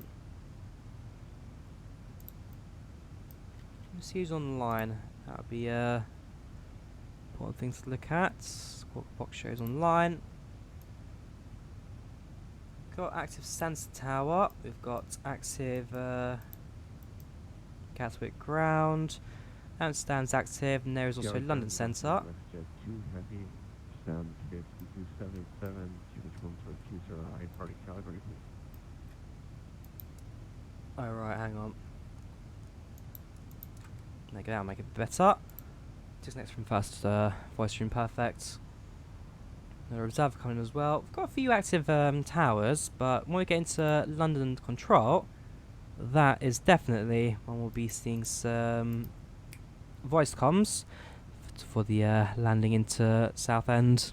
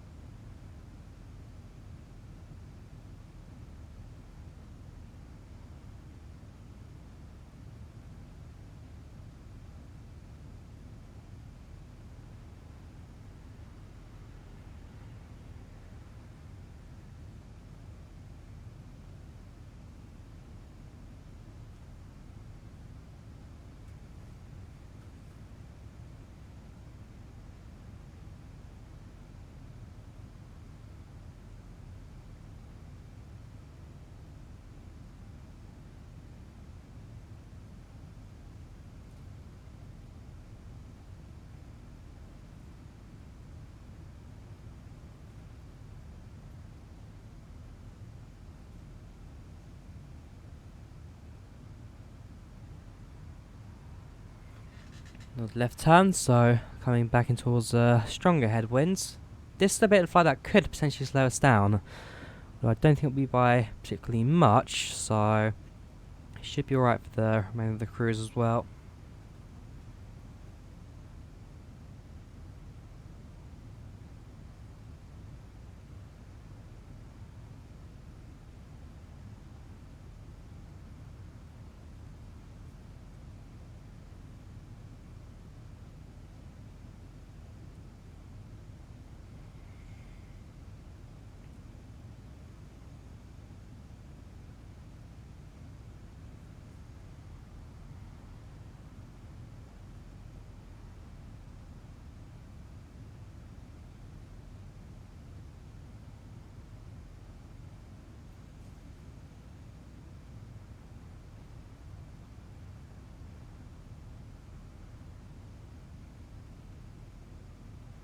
So what if the passengers were hangry? Then it can lead to some incidents like fights and cabin crew issues.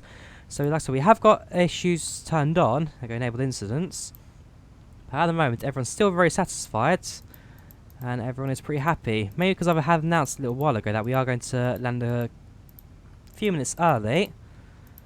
So we should be alright for the remender's flights. If we went long distance, like I say, then things could start to go a little bit more haywire. But as it stands, we're doing pretty well for how it is. And then Hungary. Again, Hungary. I believe there would be automatic cabin crew service. It's just not something that we can control as much, but something that I'm sure we may get to see in the future. Maybe a few more options in the drop down. Because as it stands, fair enough, it's a bit of a limited list. Ahead schedule, problem, delay, diversion, public address and seatbelt sign on, and once we're on the ground, so we've got a few different options as well, but more of them will certainly come in the future, and more ways to interact with the passengers.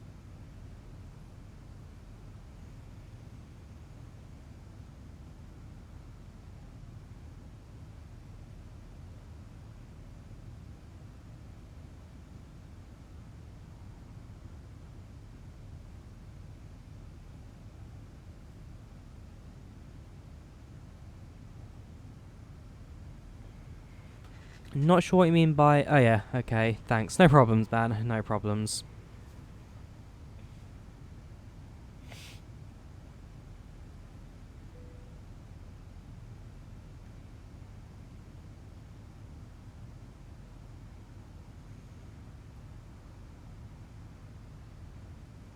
So current unit flight 360, 36,255 feet.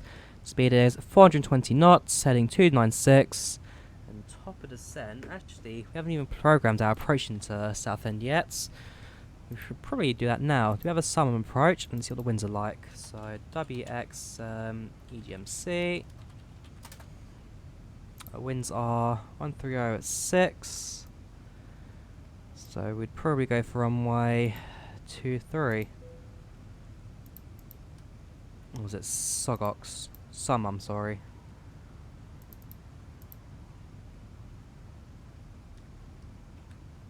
Alright, let me look for some charts for Southend.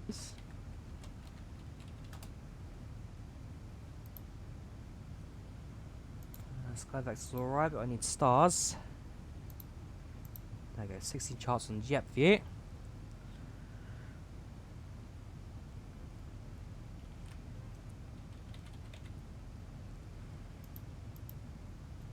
No results. Okay, we're going freehand then. So we're going in from the south.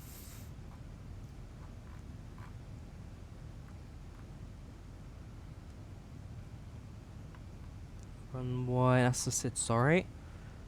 I need stars. There we go. Nope.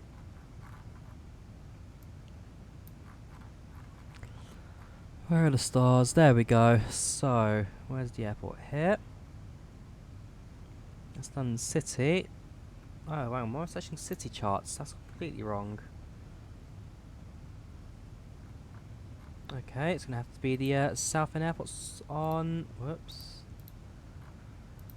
Nats then. Have to download them all separately, which isn't the worst, but not quite what I want to do. Runway 0523. Standard arrival charts for... Right, give that one a go then.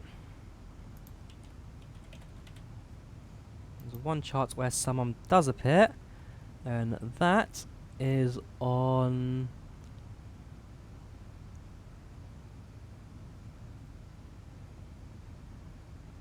Which one's this?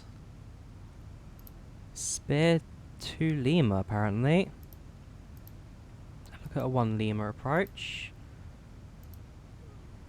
Whoops, nope, don't want to do that. Go step by step. So set you to plan. Let's go step, step, step, step. Inlod, summon. After that, it's yeah, that's terrible. Certainly not that. So we'll go for one of these. We'll have a look at Gegum.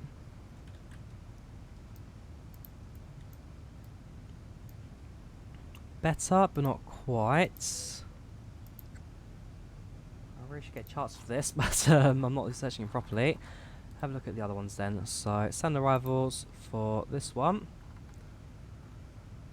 There's Southend. No real charts coming from the south. Standard arrival. There's coding tables, RNAVs.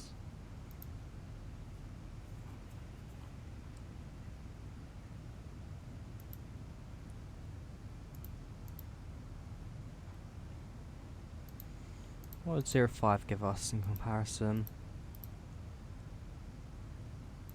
Nothing particularly great. Wait, 05 is the one heading in which direction? I'm trying to visualize this in my head now. So 05 is... That's 0. Nice, that's that way. I'll do it that way. So definitely 23. No Zaman on Sierra. It's G or S.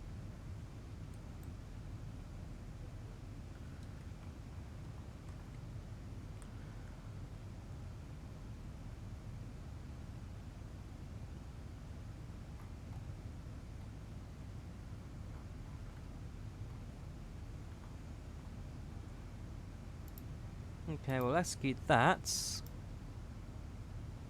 And it looks like we'll program our own approach in, so it'll be a summon 1 Sierra.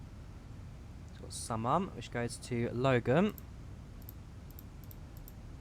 Never typed in a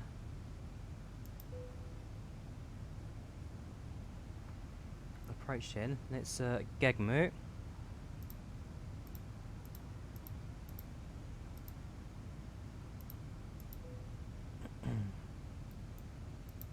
Gegmu is then followed by that. That's looking like it. So if we execute this and zoom in, our approach should now be set for a Summum 1 Sierra approach. Yeah, Summum, Logan, and then it comes straight into the runway. Perfect, that's what we wanted. So set up to arrival information, approach references. We'll close this and this, so they're not required anymore. Don't really require any of that. Arrival time is 25 minutes. I'll go to my map, check when I do need to start my descent, which won't be particularly very long. In fact, should I already have started descending? The answer is no, not yet. When we get to Kegit, we will. So it's Denot. Okay, Denot actually is our top of descent, so we'll do it then.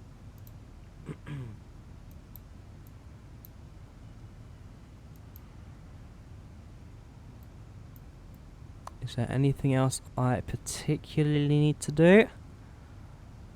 I don't think so. Oh yes, it says approach reference on sets. 30 flaps, and it's 111.35.234. 111.35.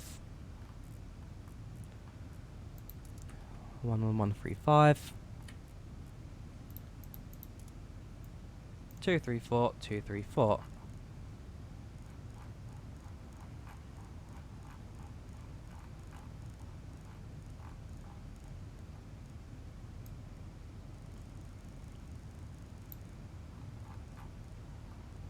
Right, approach has been set up, and so once we're at top of descent in a couple of moments, there we go, now visible on the screen. We'll then be able to make it into Southend, much hassle.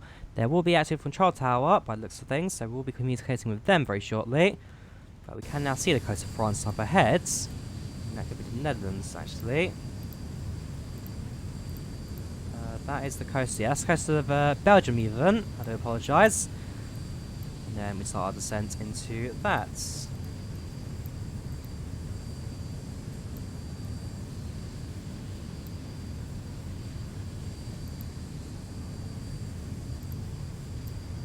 I can see Goran there in his A319. He's flying his Holus. I need to check that. He doesn't really fly it, so that would be interesting to spot with him. Aviator LHI is a common view of the channel.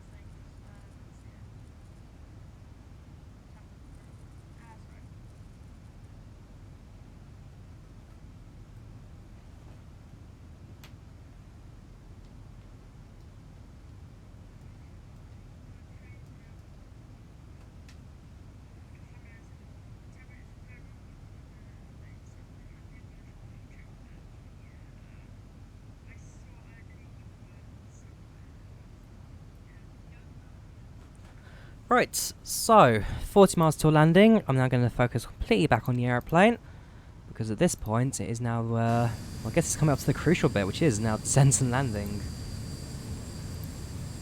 What we'll do is close this. I think it's all in the background. This one's a bit funny actually. A bit weird. Logos are missing and images missing in a few places.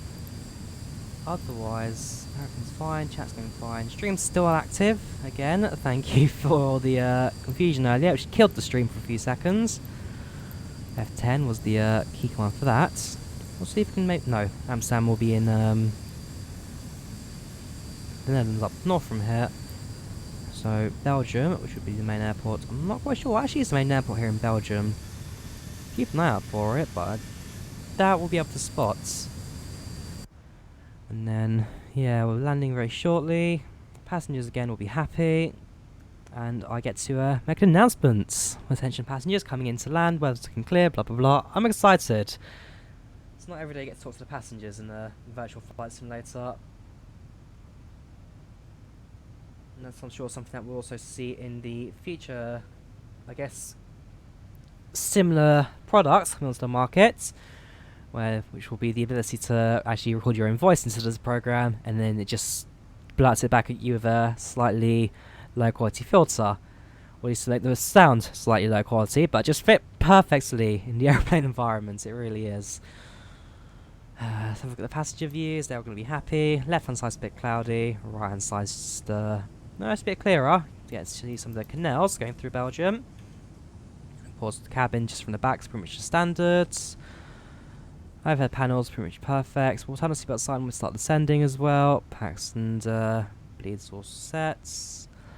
No warning lights or anything, so that's pretty good. Still at cruising altitude 36, although coming into 30 miles from top now.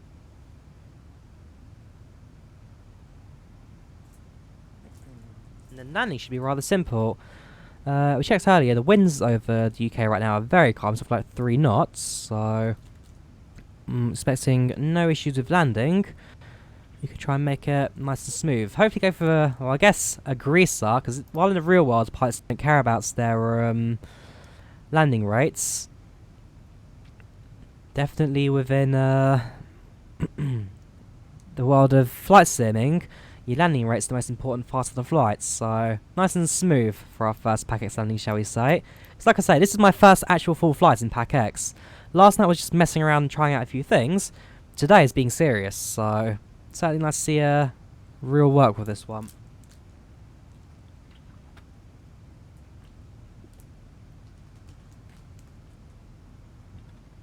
What country are you flying over now? I am currently over Belgium. So we do Belgium, cross over that, let's refresh the weather. There goes 10 knots at 130 now. So it has picked up slightly the winds. Actually, why do I do that? I need this information. I'll just go back and show the map. Yeah, there's Ghent, Brussels behind us, Antwerp just north.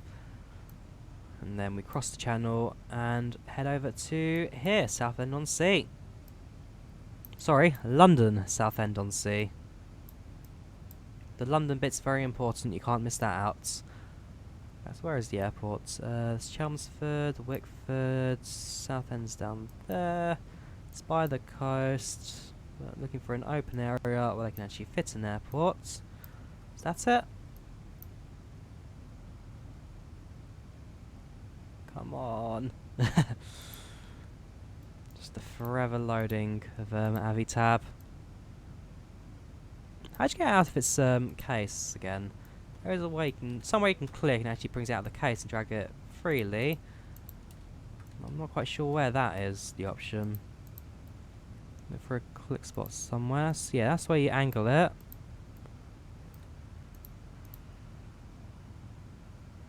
And there's Matt's coming into view now.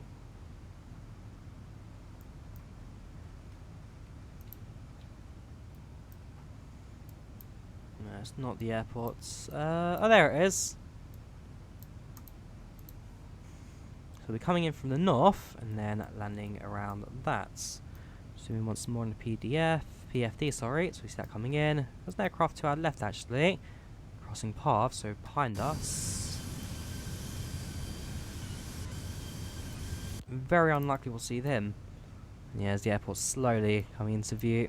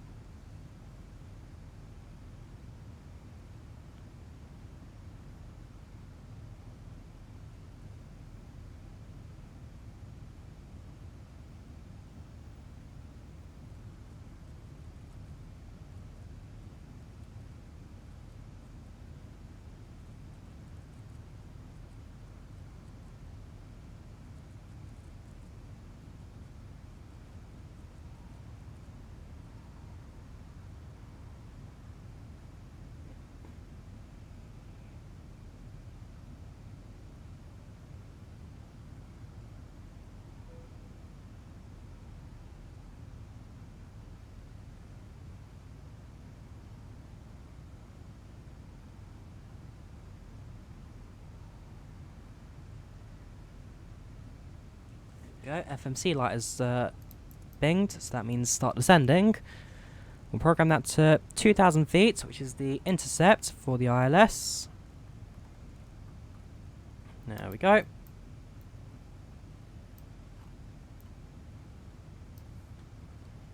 And very shortly, we'll start our TOD. Yeah, I get to speak to the passengers again. So, quick weather updates. Let's go back. Airport, refresh. Cav okay, so we'll get slight winds, 130, 10 knots. Nothing about the clouds, fortunately. Let's do a double check on WX as well. There goes the engines. Yeah, no reported clouds. At least no low altitude clouds, just a few high altitude ones like the ones outside. So, now descending. Let's speak to our passengers, shall we? Attention, ladies and gentlemen, we have now just started our descent into London Southend and should be on the ground in approximately 20 minutes. The weather again is looking nice and clear, reaching about 18 degrees and no low altitude clouds. If you look out the window, it's kind of similar to what we've got right now here. So we'll be turning on the seatbelt sign shortly, and if you can now please return to your seats. They keep doing it too short. Attention, ladies and gentlemen, we have now just started our descent into London Southend and should be on the ground in approximately 20 minutes. The weather again is looking nice and clear, reaching about 18 degrees and no low altitude clouds. If you look out the window, it's kind of similar to what we've got right now here. I need to get them to extend the voice recording clip because I could have said so much more, but they just missed out on it. But again, for the initial release, it's not a complaint. I mean, well, it is a complaint, but it's not like a massive game-breaking thing. That it's just a small pet peeve of how long we get to speak into the radio.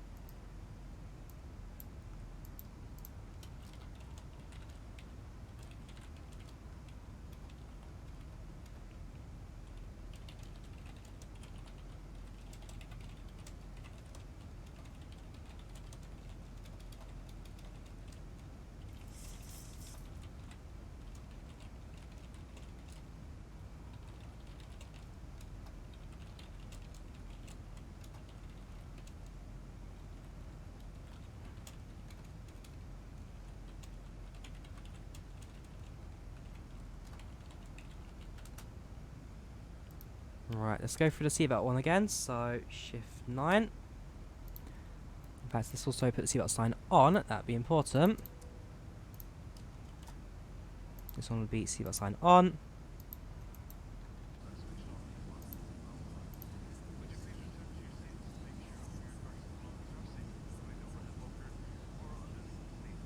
Contact me, 132.6.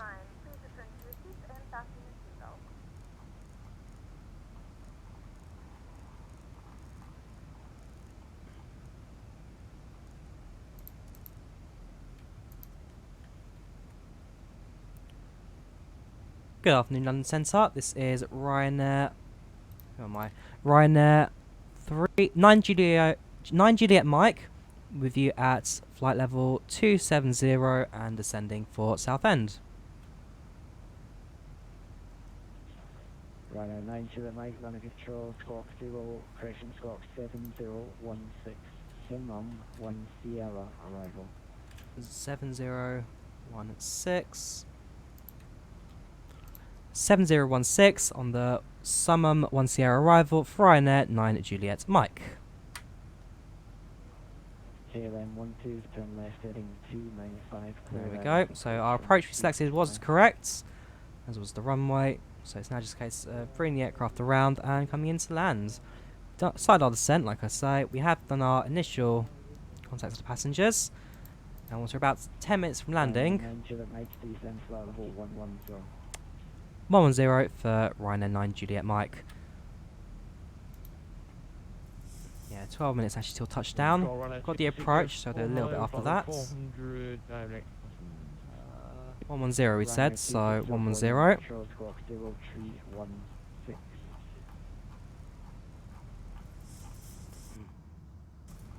Your squawk 0316 runner 2604. Channel 661 Bravo, turn left heading 125. 125. General Center first on Nicholas 045 review for Nigerian flight level 140, flight over Venice. American 045, London Control, descent level 110. Zero maintain flight level 110 on Nicholas 045. Tom Jet 911 Papa, descent to altitude 4,000 feet, turn H1019. 4,1019, Sunday high on Bravo.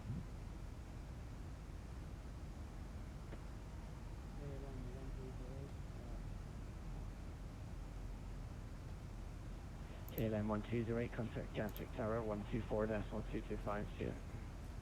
So about 12 minutes now to arrival.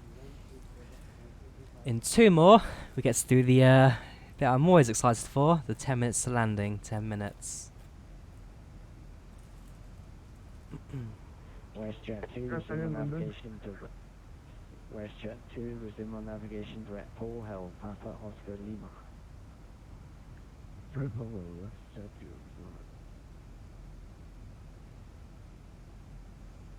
Right, soon to pass 20,000. Tom Jet 9 Hotel Tango is Alpha 1 fully ready for departure.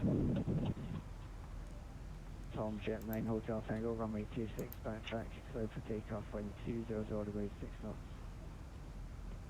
Please take off 26, we won't need the backtrack. Tom Jet 9 Hotel Tango. Thomas Gate 26, Victor Tango, monitor Unicom here. Unicom, Tom 26, Victor Tango here. Air America 045, descent to level 70. Descend to center south to 7 plus the feet on 85.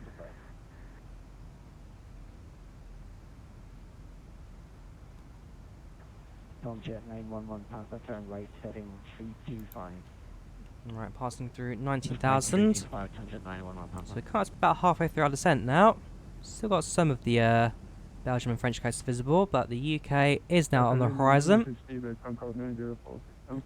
Something from Heathrow and currently passing 4,000 feet.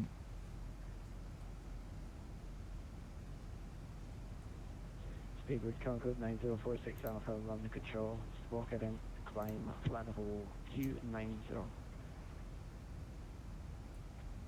Okay then, climb flight level 290, Speedbird Concord 9046 Alpha.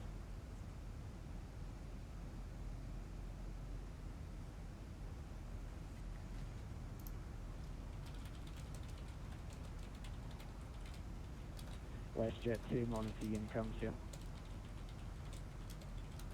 Unicom WestJet 2, hold on. Check the flats now. 11 minutes still for landing. AZ19 Whiskey Romeo, London Control, squawk. Check my 03, speed. We're actually doing alright for speed managers at the moment. 28% throttle, not doing too bad. With the descent rate at 2,200 feet per minute, the aircraft is managing this one quite nicely.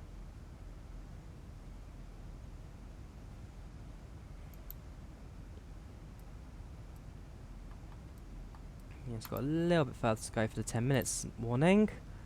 Double check PACX. This one, okay, 10 minutes now. 10 minutes landing, 10 minutes. This one will be General Public again. 10 minutes landing, 10 minutes. Line 6421, run control, roger. So cabin crew now do their 10 minutes to landing kind of talk.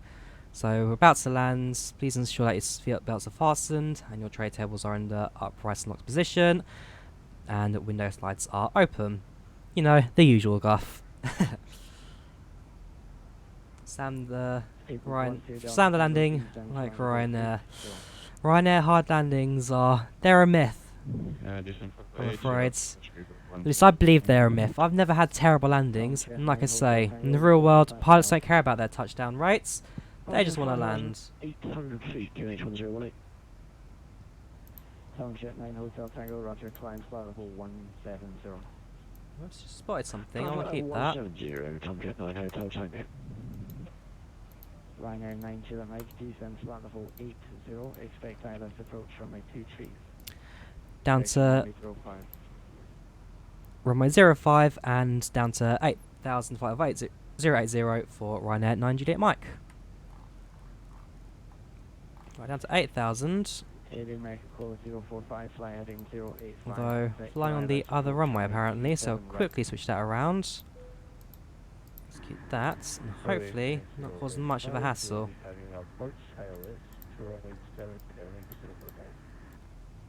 Double check how that goes for the step plan. 911 Papa, turn right, heading 055.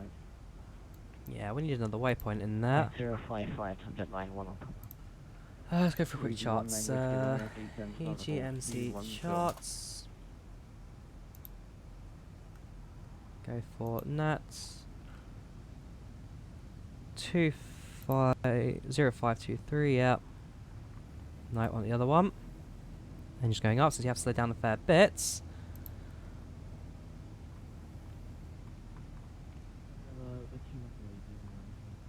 I need Westcott. Nope. Answer line 6421, climb flight level 270.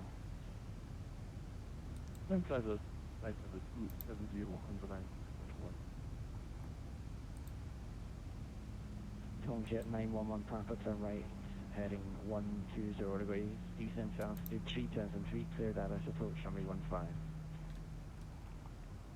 Right, 120 degrees, 303. Spare 1 Alpha. Just England control, Ryanair 6 Hotel Romeo, it's down 52 left at Sunset, requesting pushback and start. Ryanair 6 Hotel Romeo, running control, push and start approved. Push and start approved, Ryanair 6 Hotel Romeo.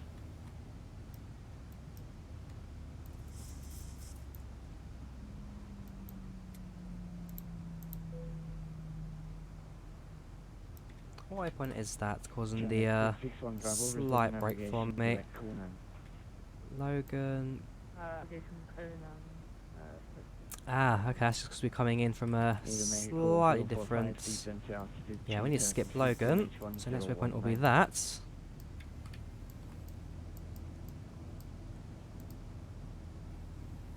Slightly interesting approach gone for, but that's because we're landing at 05, not 23 as I initially expected, so we'll make sure that the speed's all fine. 03147, that's all fine, runway's alright, ILS is 054, 1135, it's 054 when you set on the course.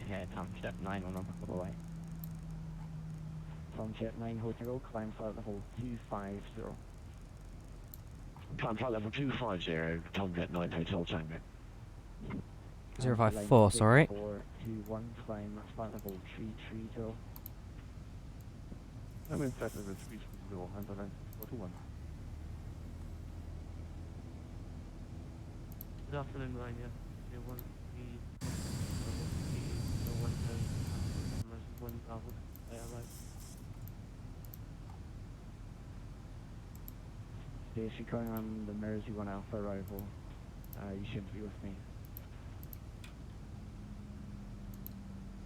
Right, so the aircraft will keep around 12,000, but we'll slowly adjust its throttle to keep the speed up to around 280 knots. You can see where it kind of throttles down. The aircraft does slow a fair bit since we are flying level. So SH21 London Control, squawk it in. Squawk identity SH21. Speedbird 12 Delta Tango, fly heading 270 degrees. Heading 200.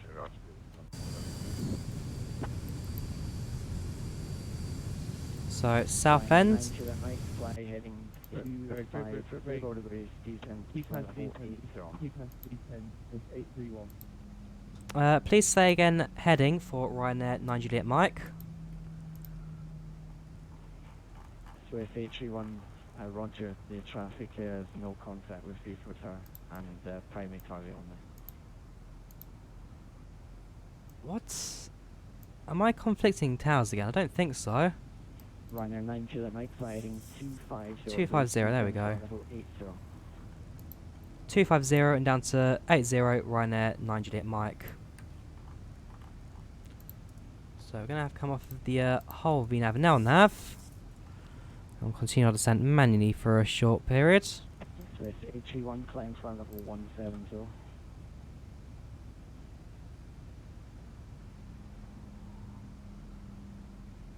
Welcome Danut to the stream. How you doing today? How you doing? 6 Hotel Romeo, ready for taxi. Stand by. So SH31, climb flight level 170. So keep an eye out. We should actually spot the airport Southend, not far from here. 310, Tom Jet 9 Hotel Tango. Double check the primary. 045, clear direct approach on May 27 right. Oh gosh, yeah, our approach is a mess right now. Clear IO, approach runway 27 right on Eagle 045.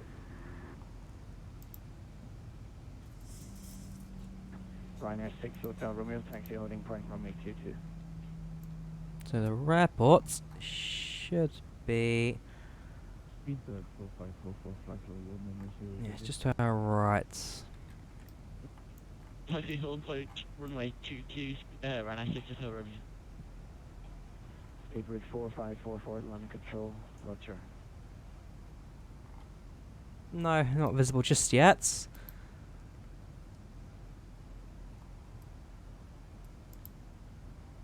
Just about to pass 10,000, so I'll turn on the spoilers and bring it down to 240. Tom Jet 34 Mike, London Control, squawk it in, climb flight level 100. Level 100, I have Tom Jet 34 Mike. Speedbird 9046 Alpha, monitor Unicom's, yeah.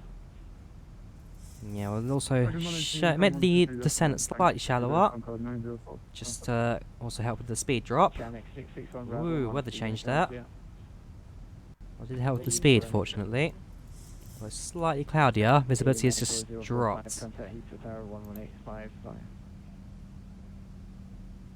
Thank you very much. I'm not too bad, enjoying the PACX add-on, as well as now sorting out my approach into Southend. We're getting vectors from the ATC, without guiding me in for the duration of this approach. Have a look at the passengers. We're expected to arrive in a minute and a half. That's not going to happen now. Sorry, did you come again? Ryanair 6 Hotel Romeo, ready to go. Oh, gosh, so many people talking over each other Ryanair today. 6 Hotel Romeo, runway 22, clear takeoff, wind 190 degrees 7 on. Okay, spoilers disarmed, down to 9,000, sorry, so landing lights come on, and Clear altimeter Ryanair 6 attitude Hotel sets. Speedbird 12 Delta Tango, turn left heading 120 degrees, descent to altitude 4,000 feet, turn H1019. Then pause that and second heading. Tom Jet 9 Hotel Tango, climb flight level 370. Level 370, Tom Jet 9 Hotel Tango. Speedbird 12 Delta Tango, heading 120 degrees and 4,000 feet. 120 and pause that. 120. Tom Jet 34 Mike, fly heading 140 degrees, climb flight level 150.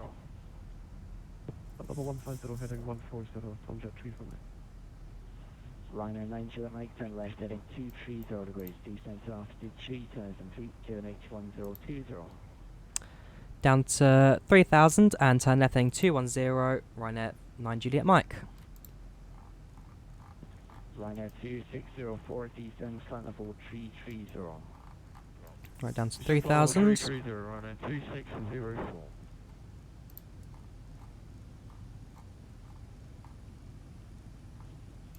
Speedbridge 4544, fly heading 175, descent slant level 110.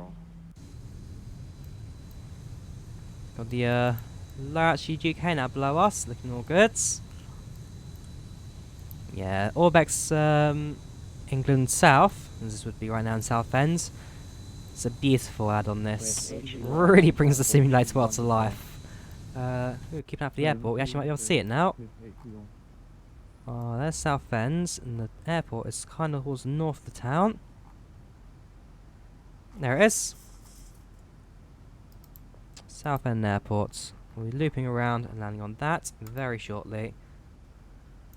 ETA now is at 1 minute. That's if we're flying as the crow flies. We do need to loop back round and make the approach in ourselves. We are coming in very fast now.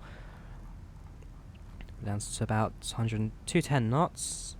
Speedbridge 12 Delta Tango, turn right heading We'll also make the descent rate slightly shallower. Not by much, but just enough to kind of slow the plane down for sure.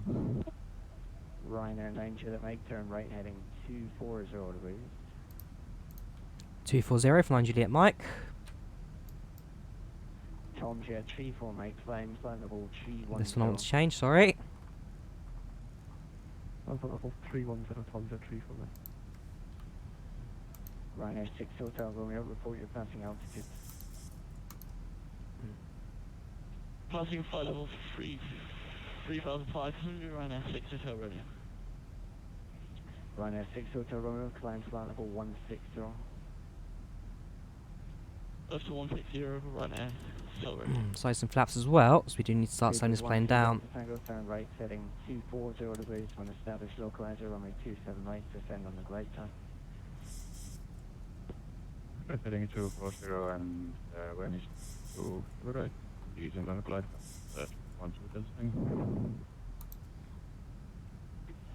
Ryanair 2604, descent slant level 200. 1,000 to go. There we go, so in 30 seconds we'll be at 3,000. And that's when the aircraft will be leveled off. We can start using the flaps properly to slow the plane down and bring us into land. Over you, complex service, have a good afternoon. Tom Jet 98, Tango. We'll also get the With A311 for insets for the ILS. Switch that on. So we'll zoom that in.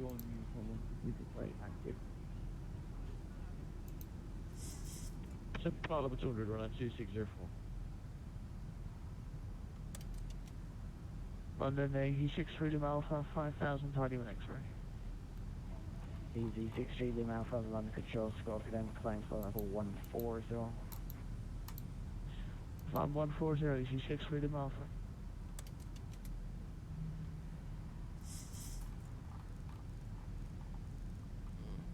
So we need to be at 147 knots for landing. Slightly higher speed than usual, but we can easily manage that. Yeah, so we've got 1, 2, 3 more flap settings to go. 13 London Control, Squawk 0321, Zeta 2 Alpha arrival. And we'll also get rid of the speed brakes, and so we are now just throttling up at this point. Easy 19 Whiskey Romeo. Easy 19 Whiskey Romeo, descend flight level 150.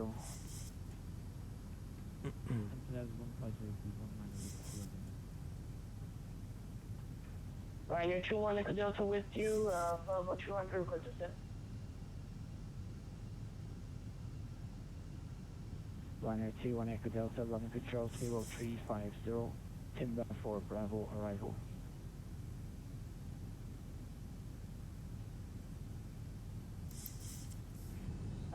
Timber 4 Bravo arrival, and we requested descent. Roger, Squawk 0350, sorry. Ryanair 21 Echo Delta. Tom Jet 34 Mike, turn right heading 200 degrees. There we go, so now this is very shortly in line with the end of the glide slope. Traffic 200 Tomjet 34. And then that is when we'll get our right hand turn. So I So can see what the controls are doing here by bringing us right to the end of the glide. Again, should be around 2,000 Alright, for it, that's but good. 3,000 will manage. Ryanair 9 Juliet Mike, turn right heading 330 degrees. 330, 9 Juliet Mike. Ryanair 21 Echo Delta, descend flight level 80. So 330, we'll bring it onto the heading. Ryanair 21 People 4544, descend flight level 70. There we go, we are established now, at least the localizer has connected to our vertical. Lateral, we are still waiting. 6 Hotel Romeo, climb flight level 370. 370 Ryanair 6 Hotel Romeo. Ryanair Super V, can we have the Musty 1 Bravo arrival and Lucy right at Manchester? Ryanair 32133, so you're asking for the Mersey arrival, that's from completely the wrong direction. Whoops. Alright, let's turn on the VOR. Ryanair 9 Juliet Mike, turn right heading 020 degrees, clear ILS approach, runway 23. Correction 05. 020 and cleared ILS approach for 9 Juliet Mike.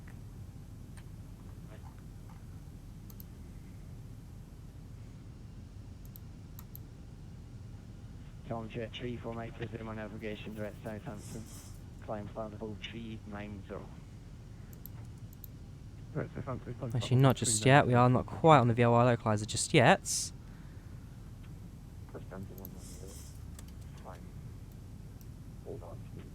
A little concept under a little too high now, so I will descend. Climb flight level 250. Climb level 25 here, you 630 miles. Left down to 1910, London control, squawk it in, climb flight level 290. As we go.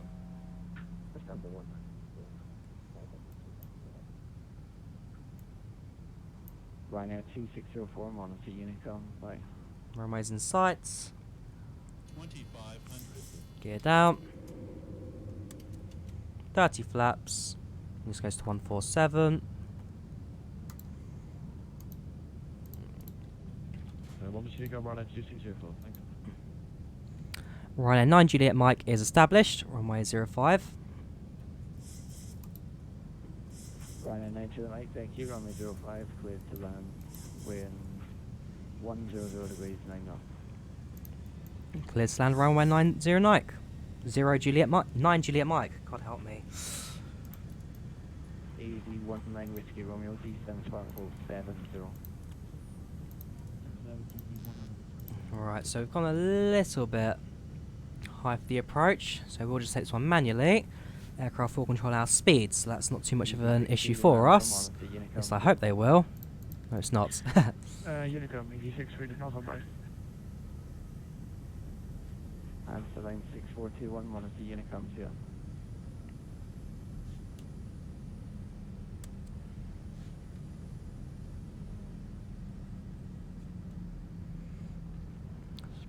Not the greatest approach ever, I will be honest. And heading 120, landing runway 27 right, light angle Foster Delta. 500. 400. You know what? 300. Going around. Right, and 9 Juliet Mike is going around. Ryanair 9 to the Mike, Roger, climb runway heading to altitude 3000 feet. Up to 3000, 9 Juliet Mike, fly runway heading.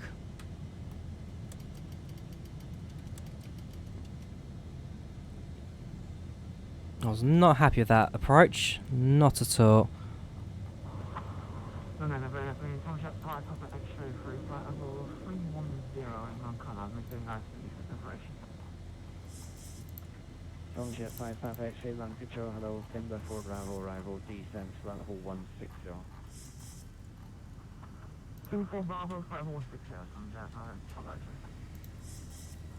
Yeah, we're coming in a little high there. So what we'll do is we'll announce a delay, reason go around length of 10 minutes. They won't be too happy with that, but we'll give them a reason. 1110, climb to level 310.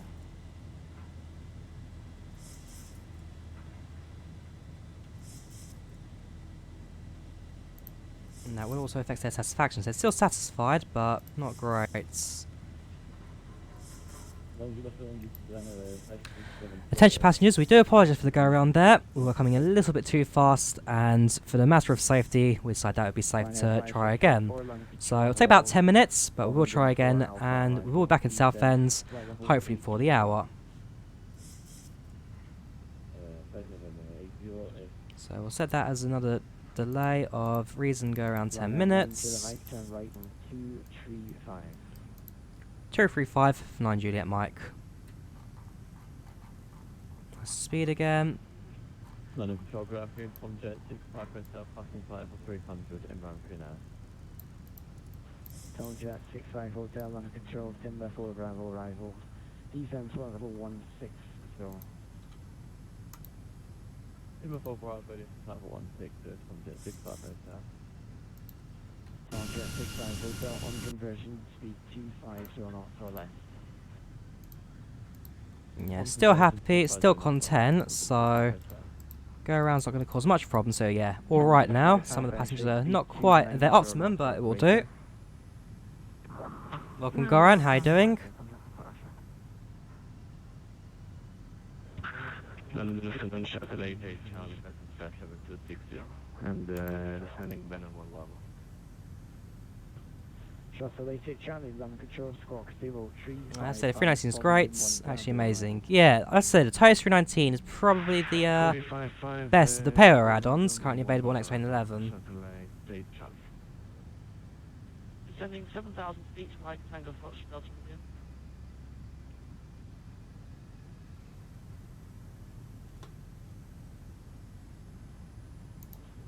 India. Easy 19 Whiskey Romeo, turn left heading 055. Alright, so we'll be in line the runway again. That will be up to spot. There it is. I'll just let you late to the party. Don't you worry, we've just had a go around, so you'll be able to watch the second attempt at landing, don't you worry. First time round came in a little bit too fast, but otherwise alright. Like what I do, I'm trying to do a second flight back to Venice, so we'll do a turnaround and then make our way back there as well.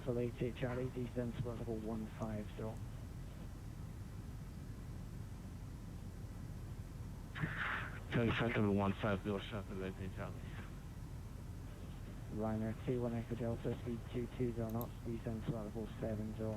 So if we get to about as far as there you go, Foxtrot India 05 again. That's we can do the right hand turn and head back towards the airport. Descent to level 70, 220 knots. Descent level 70 and speed 220, Ryanair 21 Easy 19 Whiskey Romeo, descent. We'll start with slow down early as well, just to ensure that we will make it at decent speed. What's the passenger one you just saw? Any good? So that's PACX, released yesterday, and I'm enjoying it. I am really enjoying it. Certainly adds a bit more life into the X-Plane world, especially flying passengers on board your aircrafts. Though it means you're doing a lot more thinking now, because I've now got VATS and at the same time voice comms, including passengers and all that as well. Something's happening outside.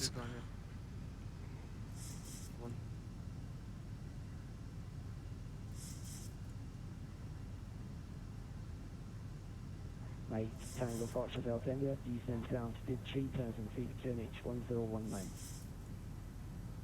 Descending to 3,000 feet, QNH 1019, Mike Tango Foxtrot Delta India.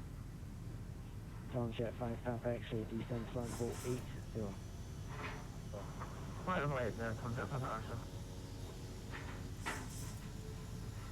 So at 3,160 knots, flaps are fine, gear will lower shortly. 3 Charlie Delta, flight level 360, descending flight level 130, we are just about outbound, pod red. And in view from the passenger view, that's the same as what we saw last time just a second ago. And our ETA is now set to 5 minutes 36, so nothing too terrible at the moment.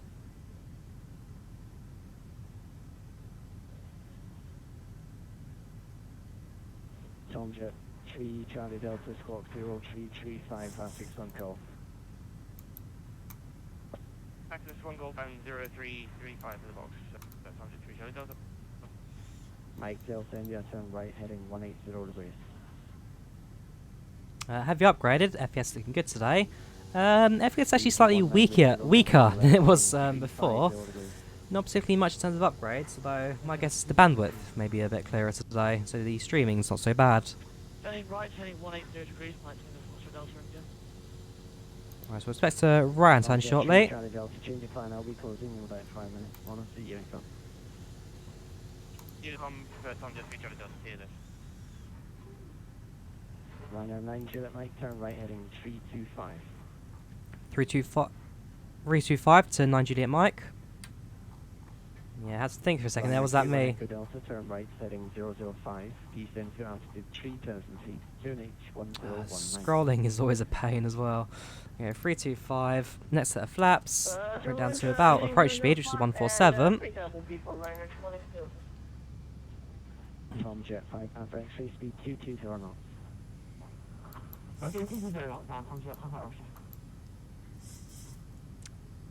Ryanair 9 Juliet Mike is requesting 2,000 for approach. Ryanair 9 Juliet Mike, roger, descend to altitude 2,000 feet. Thank you very much, 2,009 Juliet Mike. Yeah, that's what got me out last time. I'll be able to descend a little bit more. Now I'll be able to get a proper approach in, because basically what happened last time is that I came in a bit too high and a bit too hot, because the intercept's at 2,000, but we came in halfway through the AILS. That's 3,000. Ryanair 296, running control, squawk it in, climb flight level 290. Gear down.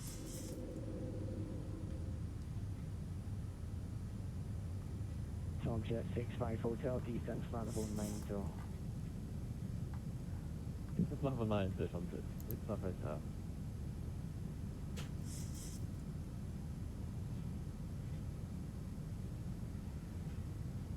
Ryanair 567 fully out at regularly fuel. Approach. Stand by, Mike, Fox, correction, Mike, Tango Foxtrot Delta India, turn right, heading 295 on established local. Yeah, this is looking so much better. Turning right, heading 295 for the localizer, we'll descend on the So we're a little low now, but we'll keep flying level until we reach the desired altitude, which will continue. And yeah, this time I think we've got a lot more chance of making this landing, especially with our speed now already set at 147. Flaps are down, gears down, all green. Yeah, it's looking so much nicer. Ryanair 6 Hotel Romeo Monkey, unit come by. So now wait for our altitude to go live, then we will announce that we're established and we'll get the landing clearance. Tomjet 5 Papa X-ray, leave timber heading 355, vector ILS runway 26 left, descent on the full 7 zone. There we go. Leave timber heading 355, left is ILS, runway 26 left and descent on the 7 zone, that's not Papa. Ryanair 9 Juliet Mike, runway 05, clear to land, wind 110 degrees, 7 off. Cleared to land, 9 Juliet Mike. Shuttle 88 Charlie. Cabin crew, please be ceased for landing.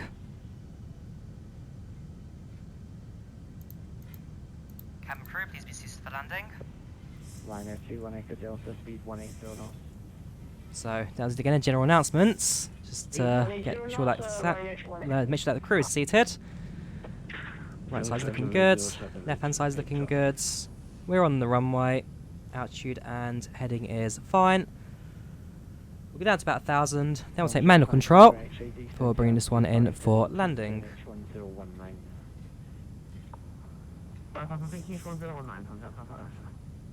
Yeah, if you can't make it the first time, just try again. I've been a little more relaxed on the go-arounds as of recent, but I still try and like to get the aircraft from the ground. I think it's more just the fact that we have got passengers on board today that we can actually see the reports of. I'm being a little more cautious, especially for a first-time landing. Mike Fox, Expression Mike, Tango Foxtrot Delta India, contact Heathrow Tower 11855. Go to tower 11855. Mike, Tango Foxtrot Delta. 1000. Mike, Tango Foxtrot. Ryanair 21 Echo Delta, turn left heading 290 degrees, one established local line for runway 26 left descend on the glide. Autopilot disconnects. So that's heading 310 and we'll report look established to Ryanair 1. Auto throttle disconnects. Adjust my throttle to match that of the currents. Speed's 148, so a little fast but workable. The glide slope, what do you mean? 2 reds, 2 white. All stations closed. Okay, so land sensor has just disconnected now. We'll tune to 1228 on landing. 200. Light slow. Light slow. Light slow. Light slow. Light 100. Light slow. Light slow. Light slow. 50. Light slow. 40. 30. 20. 10. Ooh, okay, maybe a bit heavy on the lights, but we're down, regardless.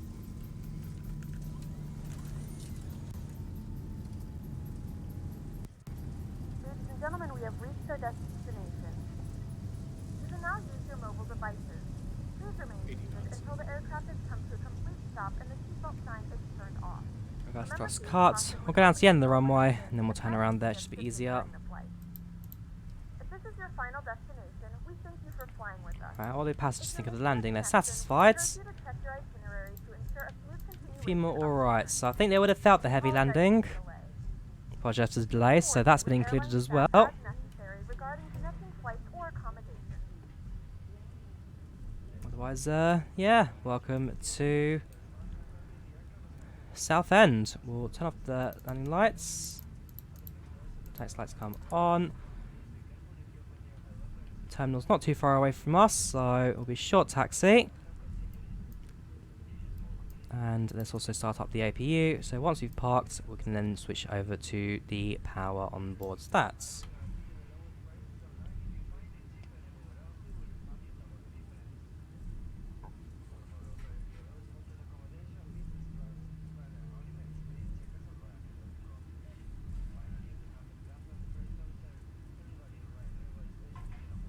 Right, which gate should we go for? Probably one towards the terminal. Yeah, that one actually right there is perfect. No gates, has a few vehicles, close to the door. That's a Ryanair standard.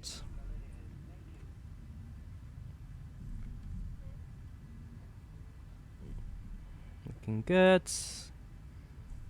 Nice and central. And halt here. Parking brake sets. Should make sure the flaps are up as well, but I'll make sure we'll do that now. 2 hours 6 minutes flight time, so about 6 minutes late. Like I say, it was a 2 hour flight time schedule. We'll set that, swap the packs around, turn off the, switch the bleeds around, turn off the packs, engines come off. We can now turn off taxi lights, we'll turn off the strobes and anti-collisions, signaling to people that we can now approach the aircraft without any issues. Set shocks and GPU. Set the ground power to on, APUs, whoops, off. That comes off and that comes off. Next is the ground handling, so we'll go for both sets of stairs as well as the forward conveyor belts. Vehicles can drive up.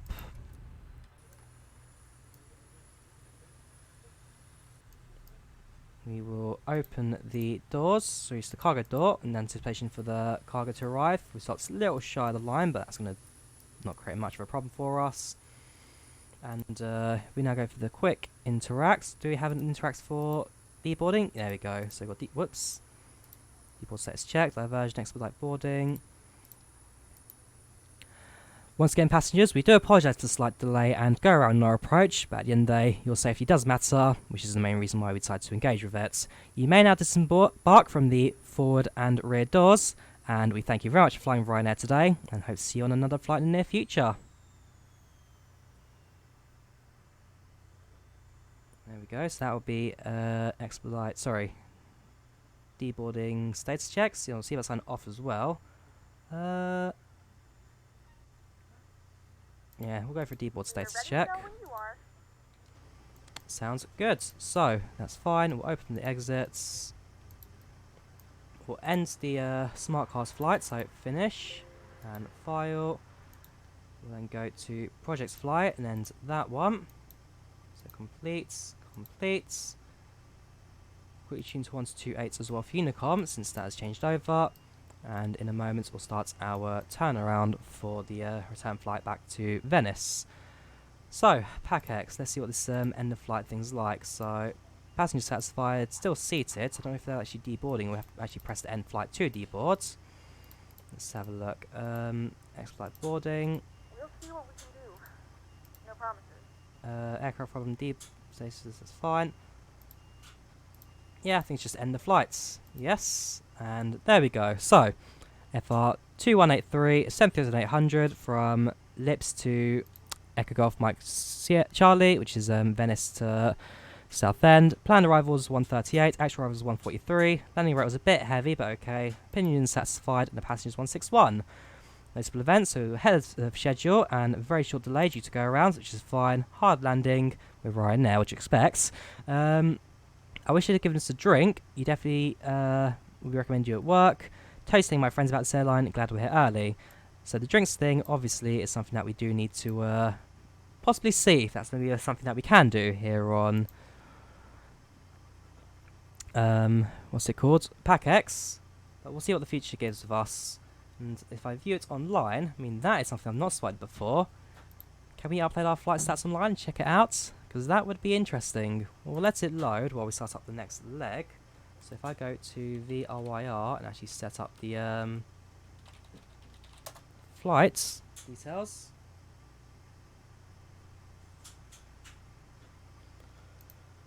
The internet really isn't great when I'm streaming, that's to say the least. We also need to change our flight numbers and all that as well. And that's that. I want Firefox, which isn't really doing anything. Let's go to smart cars. I should go for VRYR then. We'll log into the pilot area. Great, it's not compatible with this browser, ain't it? So I have to use Firefox, which ain't loading. Here we go, so if we hang on, close Firefox, we'll try to reboot it. I don't get Firefox. I've never really had any problems with it until quite recently, where it's kind of just failed at every aspect. Alright, view online again. See if that gets it to load. We're at it. vryr.eu. Yeah, this ain't loading. There we go. Got an online flight detailing thing. Got URL as well. There we go. So got pilot name submitted. And let me see this on the chat so you guys can see it as well. That's nice. Got a few comments. Got passenger list there as well. I like that. Let me drag onto the screen as well so you guys can see it. So, we've got PACX, pilots and dates, flight number, aircraft in the pit, I'll make sure that gets highlighted, itinerary, planned arrival and actual arrival, landing rate, satisfied passengers, got your events, comments, and then everyone who's on board your flight. That is very nice. Thank you, TFDi Design. I'm sure people on Discord will find this quite interesting as well.